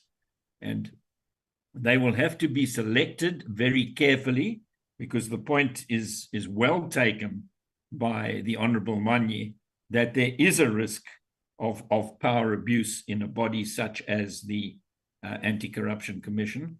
And you will recall, those of us with long memories, the battles between Jackie Salebi and the Scorpions, where there were turf wars and a Kampepe Commission of Inquiry into what went on there. So we know that that is a risk, and the way that that risk is addressed is by being super careful about who it is that gets into a position of power in a Chapter 9 institution, because it is constitutionally protected and its independence is guaranteed under Chapter 9 itself. So while it may be argued that the status of the NPA is undermined because its mandate, its existing mandate to deal with corruption, is taken away from it with this bill, the answer is that the efficacy of the NPA will be enhanced. The NPA has been hollowed out in the period after the disbandment of the Scorpions. It is a shadow of its former self. It is, according to its own leadership, it is riddled with saboteurs who see it as their job to ensure that those involved in grand corruption enjoy complete impunity and are never held to account in the criminal courts of the land. And that condition that the NPA suffers from is a very good reason to carve out the the corruption part of its constitutional mandate and give it to a new body, a new broom that will sweep clean. We do understand that costs are involved, but I want to put it to the committee that the extent of the loot in state capture, in tenderpreneurism, in the PPE defaults, and even in the ongoing abuse of the system by those who think that access to power is an excuse to enrich themselves rapidly instead of a basis for serving the people, that all of that money is washing around in the system, either onshore or offshore, and that an efficient and effective anti-corruption body, such as that envisaged by this bill, will be able to rake back a good part of that loot. And simply by acting effectively and efficiently, you will get a large number of corporations who are prepared to surrender, as has happened in the wake of the Zondo Commission. Money has come back because people have realized that their companies have been abused by crooked people in the system, in their employ, and of course, in the employ of the state. So don't please get too worried about the costs that are involved, because they are being spent on an institution which, if it functions as it should, will actually be a money spinner for the state rather than a drain on its resources.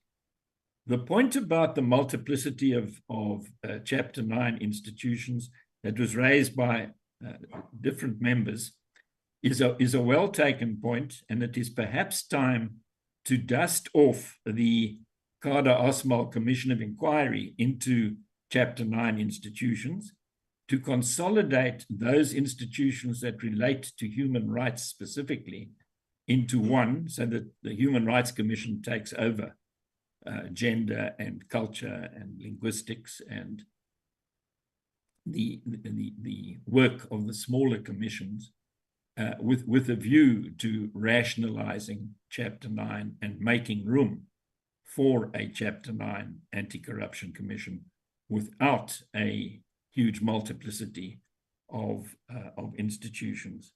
And in this way, I suggest that it is the correct way forward to holistically addressing the problem of corruption, which has existential dimensions to it. If we don't get on top of corruption in South Africa soon, as the former Chief Justice Zondo says, we will not have a country worthy of the name. And that ought to concentrate the minds of those in Parliament who will be asked to vote on the bills that flow from the work that has been done, the preliminary work that has been done by Accountability Now and by the sponsors of the bills in the parliamentary context. In this regard, I want to just point out that the suggested bills upon which this legislation is based were given to the Cabinet and to the NPA in August 2021. And the reason why that was done then is because in August 2020, the NEC of the ANC passed a resolution in which it called upon Cabinet to urgently create a new body, a standalone body of permanent nature and independent in its functioning to deal with corruption. And I thought in August 2020 that I could become a gardener and a dog walker on a full-time basis because of the passing of that resolution by the NEC of the ANC, and I welcomed it at the time. But alas, nothing happened for a year, and that is why in August 2021, the suggestions for establishing and enabling the Anti-Corruption Commission were made and spread into the public domain and given to officialdom. There was no response from the presidency to the arrival of these bills. The NPA simply noted the work that went into them, but did not give any substantive comment, nor did it suggest that it would prefer to maintain its anti-corruption jurisdiction and continue on the basis that is currently in place. Remember, the prosecutorial function was always kept for the NPA, and the investigative function that the NPA had in the days of the Scorpions was taken away from the NPA and given to the police. And it's very clear that that system has not worked. The former Deputy Minister of Justice called the NPA Amendment Act of 2024 in the end, but which was debated last year, a stopgap measure. And the investigating directorate in the NPA will obviously, with the best of its people, be able to supply talent for the Anti-Corruption Commission, as will the SIU and the police themselves, because there are policemen who are up to the task of dealing with corruption appropriately, rather than as a rather broken institution that the NPA has turned out to be. I want to refer the committee in closing to the book that Matthew Sposa has put out, Witness to Power, because at page 190, he describes the brokenness of the NPA and how he, like Accountability Now, has been making representations to the president in relation to the reform of the criminal justice administration, so that we are better able to deal with the scourge of corruption. We don't say that we've got the magic formula. We don't think that the establishment of a Chapter 9 to do what the Constitutional Court has required of us. The Constitutional Court said they're not going to prescribe what needs to be done, but Parliament, as the responsible legislative body, has to make the reasonable decision of a reasonable decision maker in the circumstances. And the circumstances that currently prevail in South Africa as regards corruption are dire. They are not something that we can kick the can down the road a little further and not worry about too much. They have the potential to create a failed state scenario if they are not addressed properly. And that is why the urgency of this bill and the need for this committee to adopt the bill as its own rather than just a private member's bill is such that it has to be dealt with rapidly and on a cross-party basis in order to achieve what is required, which is not simply required by wishful thinking in small NGOs, but required by a binding decision of the highest court in the land. We haven't even mentioned the treaty obligations of South Africa that are relied on in the Glenister judgment. The treaty obligations all on their own to create and maintain independent anti-corruption machinery of state are binding on South Africa as a solemn undertaking given in the international context. So let's just do it. Thank you for the opportunity, Chair. Thank you very much, Advocate Hoffman. Thank you very much, members, for that kind of robust conversation with regard to the two proposed bills. It's actually delighting, Honorable Mani. Some people will usually confuse our robust approach on discussions and confuse it with conflict. And we have always been saying that it's always delightful, it's always intriguing, and it's always pleasurable to have these kind of discussions that seek to build our nation.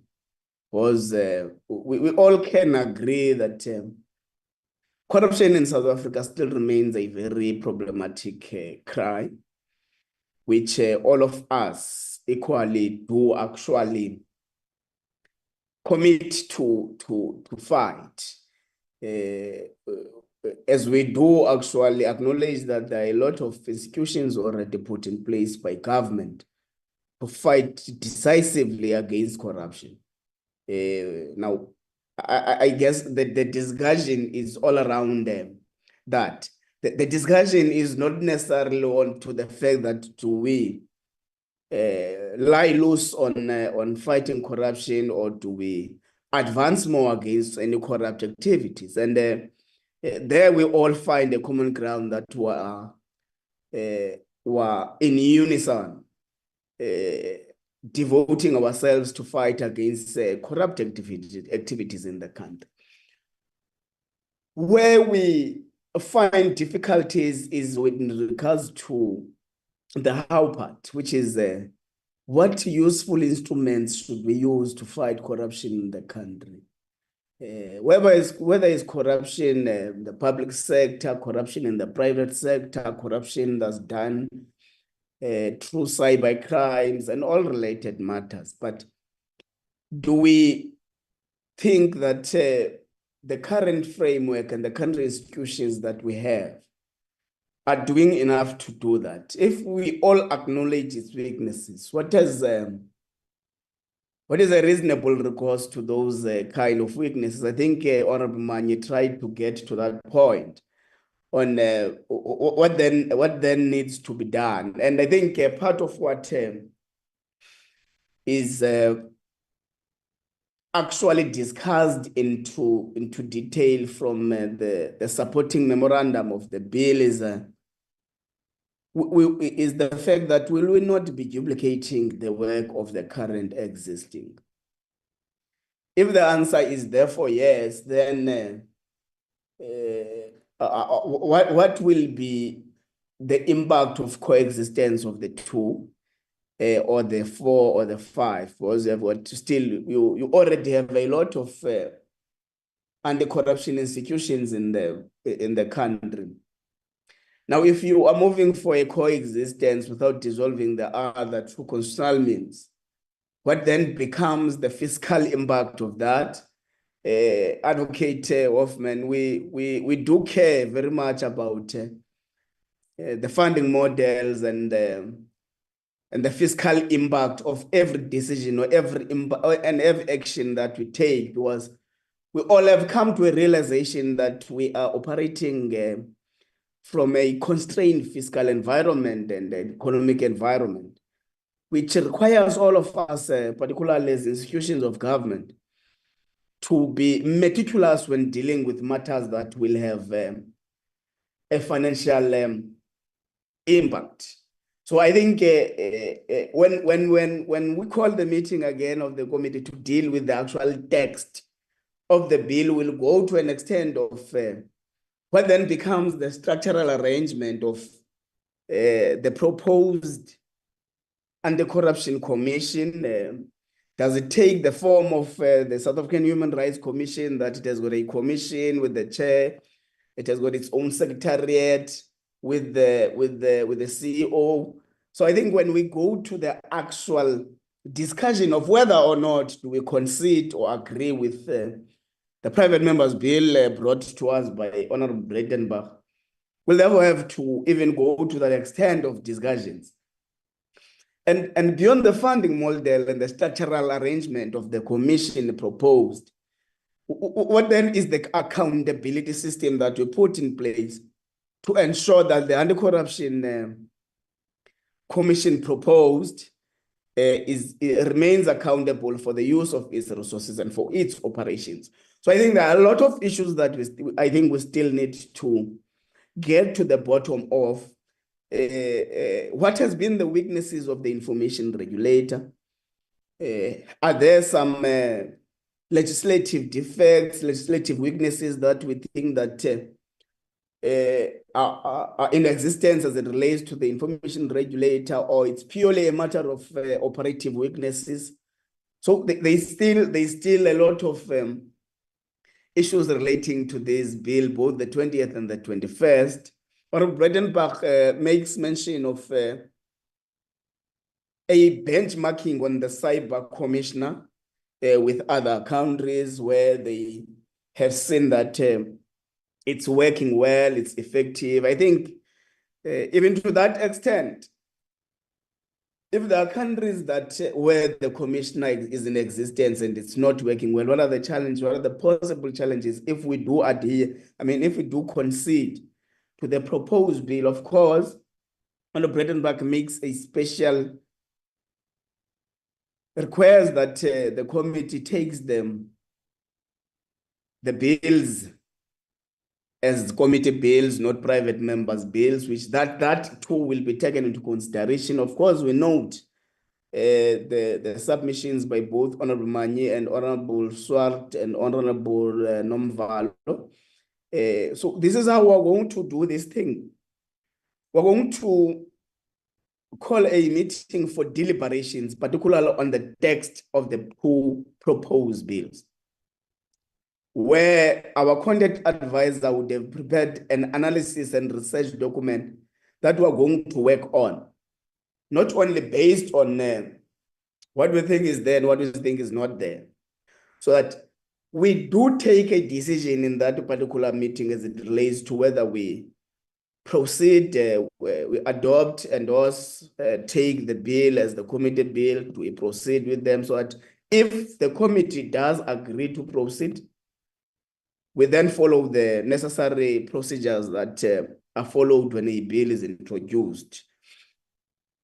If the committee rejects the bill completely, then it will be the end of our road with the bill. So, but I think members, we need to take to consideration to the fact that we actually in agreement on fighting corruption.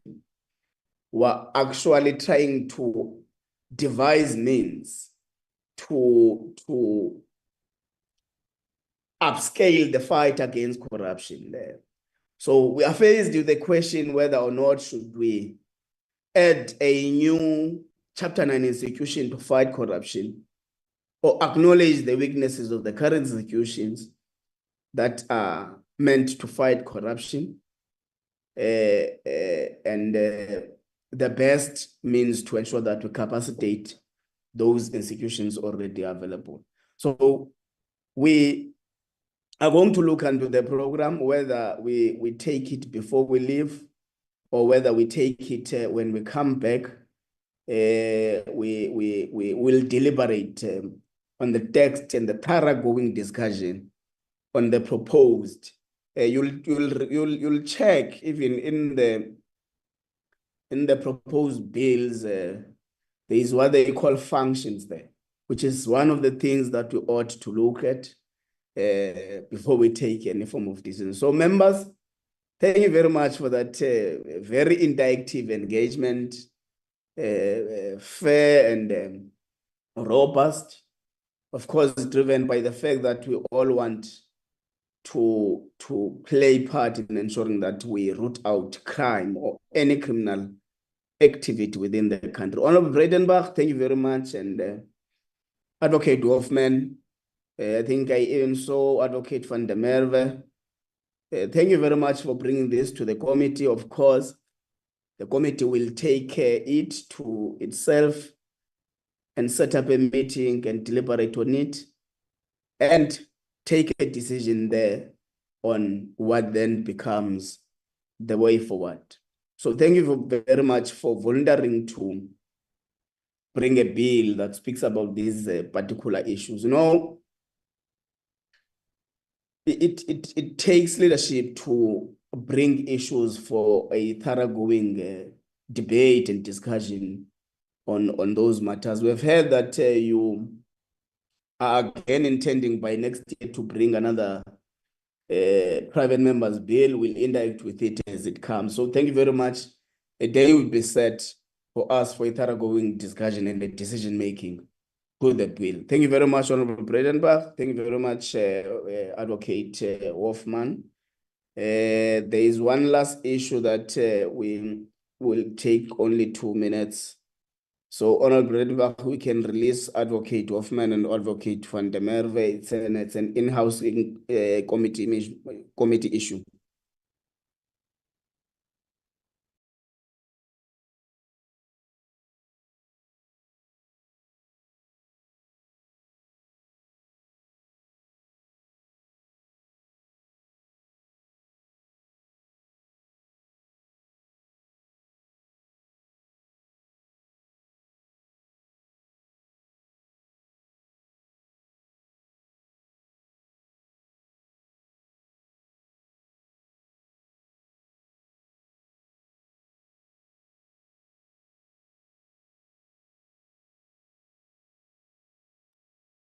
Thank you, members. There is one issue I need us to quickly decide on.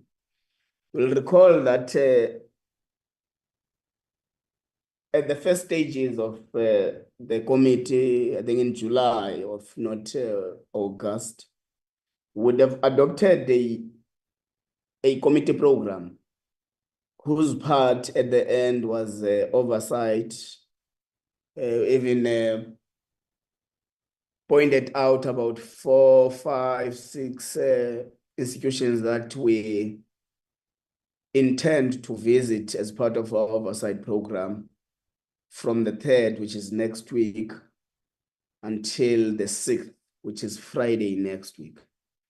So we have received a memorandum from the chair of chairs that I think parties indicated that by the 5th, which is Thursday, they are intending to hold their last caucuses. So that actually dismantles the intention to use next week as the last week as an oversight oversight week. But it means we're only left with 1 day available, which is the 6th of December 2024. And also when you check in the parliament program, the 4th is only committees sitting. So there is that. You'll recall that in the last meeting with the South African Human Rights Commission, would have called them as a follow-up meeting to report on the specific issues we raised with them on the 29th, which is this Friday. Now, Parliament has taken that day as a day for mini plenaries, which start at 10 a.m. So that therefore means we won't be able to sit with the commission. Now, it was my suggestion to the committee secretary that the best way that we need to attend to this matter is that maybe let's use the 6th day of December 2024 and go to the seat of the South African Human Rights Commission, which is in Gauteng, for purposes of combining both the follow-up meeting that was supposed to be on the 29th and combining it with an oversight program that we're supposed to be doing by next week, which has been limited by the memorandum of the chair of chairs. And the reason why, members, that I thought it would be crucial, you all will recall how chaotic it is in the commission. And the longer we take to go and try and make necessary interventions, the worse the situation will become. I'm not sure if Honorable Breytenbach was there on Thursday or you left earlier. You know, it's toxic to an extent that when we were interviewing Commissioner Nduli, when she was on podium being interviewed, we're receiving more complaints about what she's saying in that interview. So it tells you that it's a very problematic environment that warrants ourselves to be hard-handed and attend to the matter in a matter of urgency. So I was intending that members, we do that on the 6th. We go straight to the national office of the commission. We do the oversight on the facilities and the premises. We meet with members of the staff. We meet with the commission later on. So for us to proceed with any form of application, we need to get a buy-in from the committee. So we have brought this to you, members. I'm not sure if that's in order.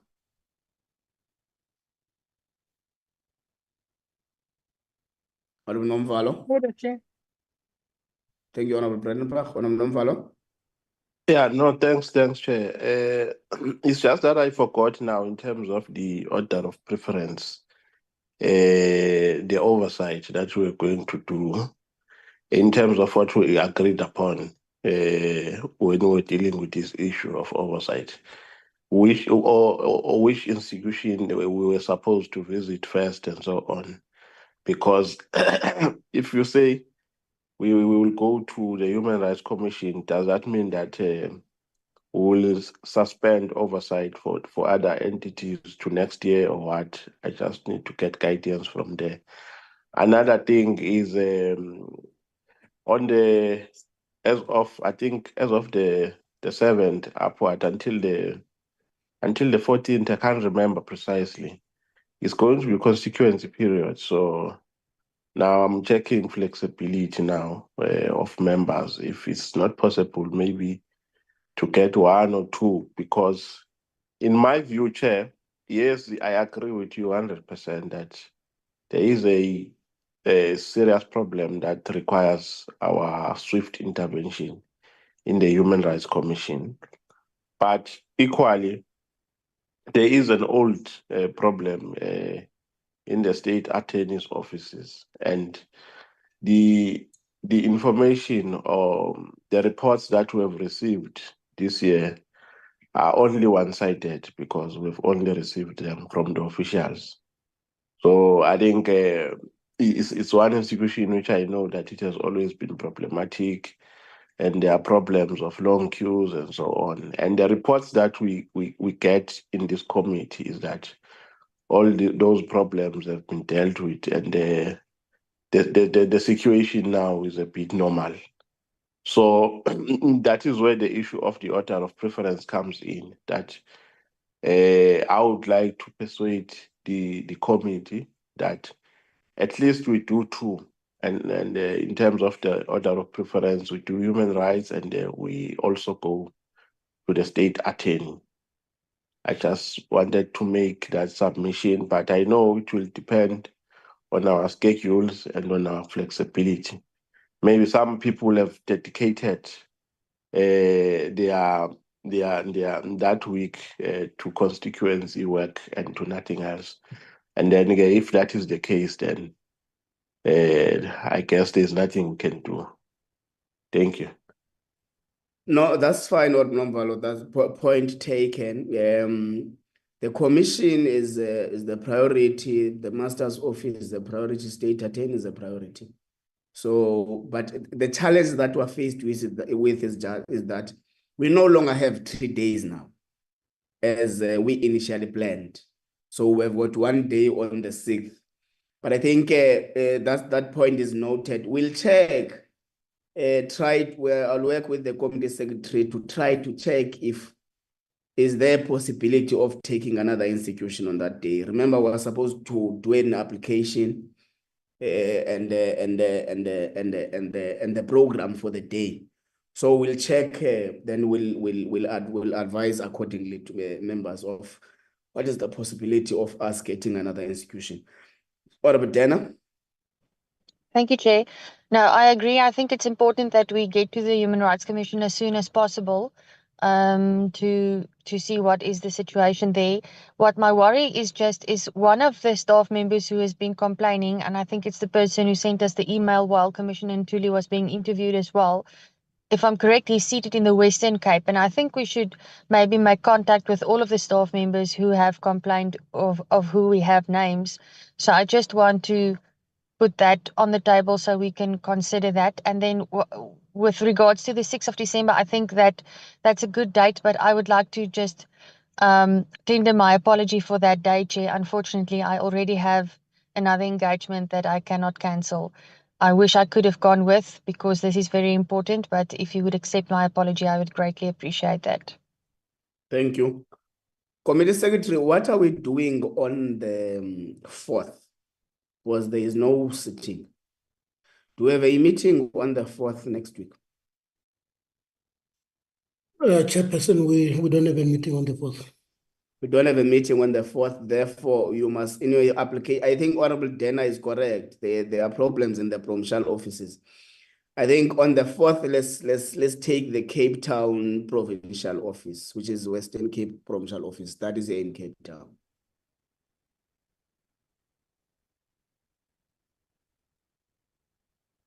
Members, is that in order? Agreed. Fine, Chair. Thank you. Mr.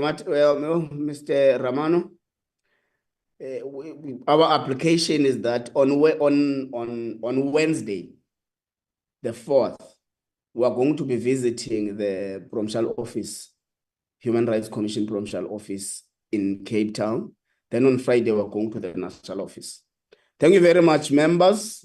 Chair, maybe just before you close. Okay. If I can just get an indication of which members are available, because now we must request codes, for flights and accommodation.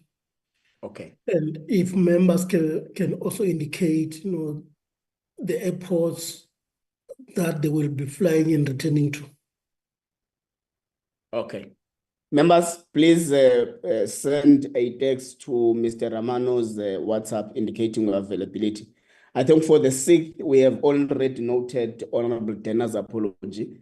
Honorable Dana, are you available on the 4th? Yes, Chair, I am. Thank you very much. Members, please indicate through a WhatsApp text to Mr. Ramano your availability. The airport will be flying from and to. Thank you very much, members. The meeting is adjourned. Thank you, Chair. Long live the chair. Recording stopped.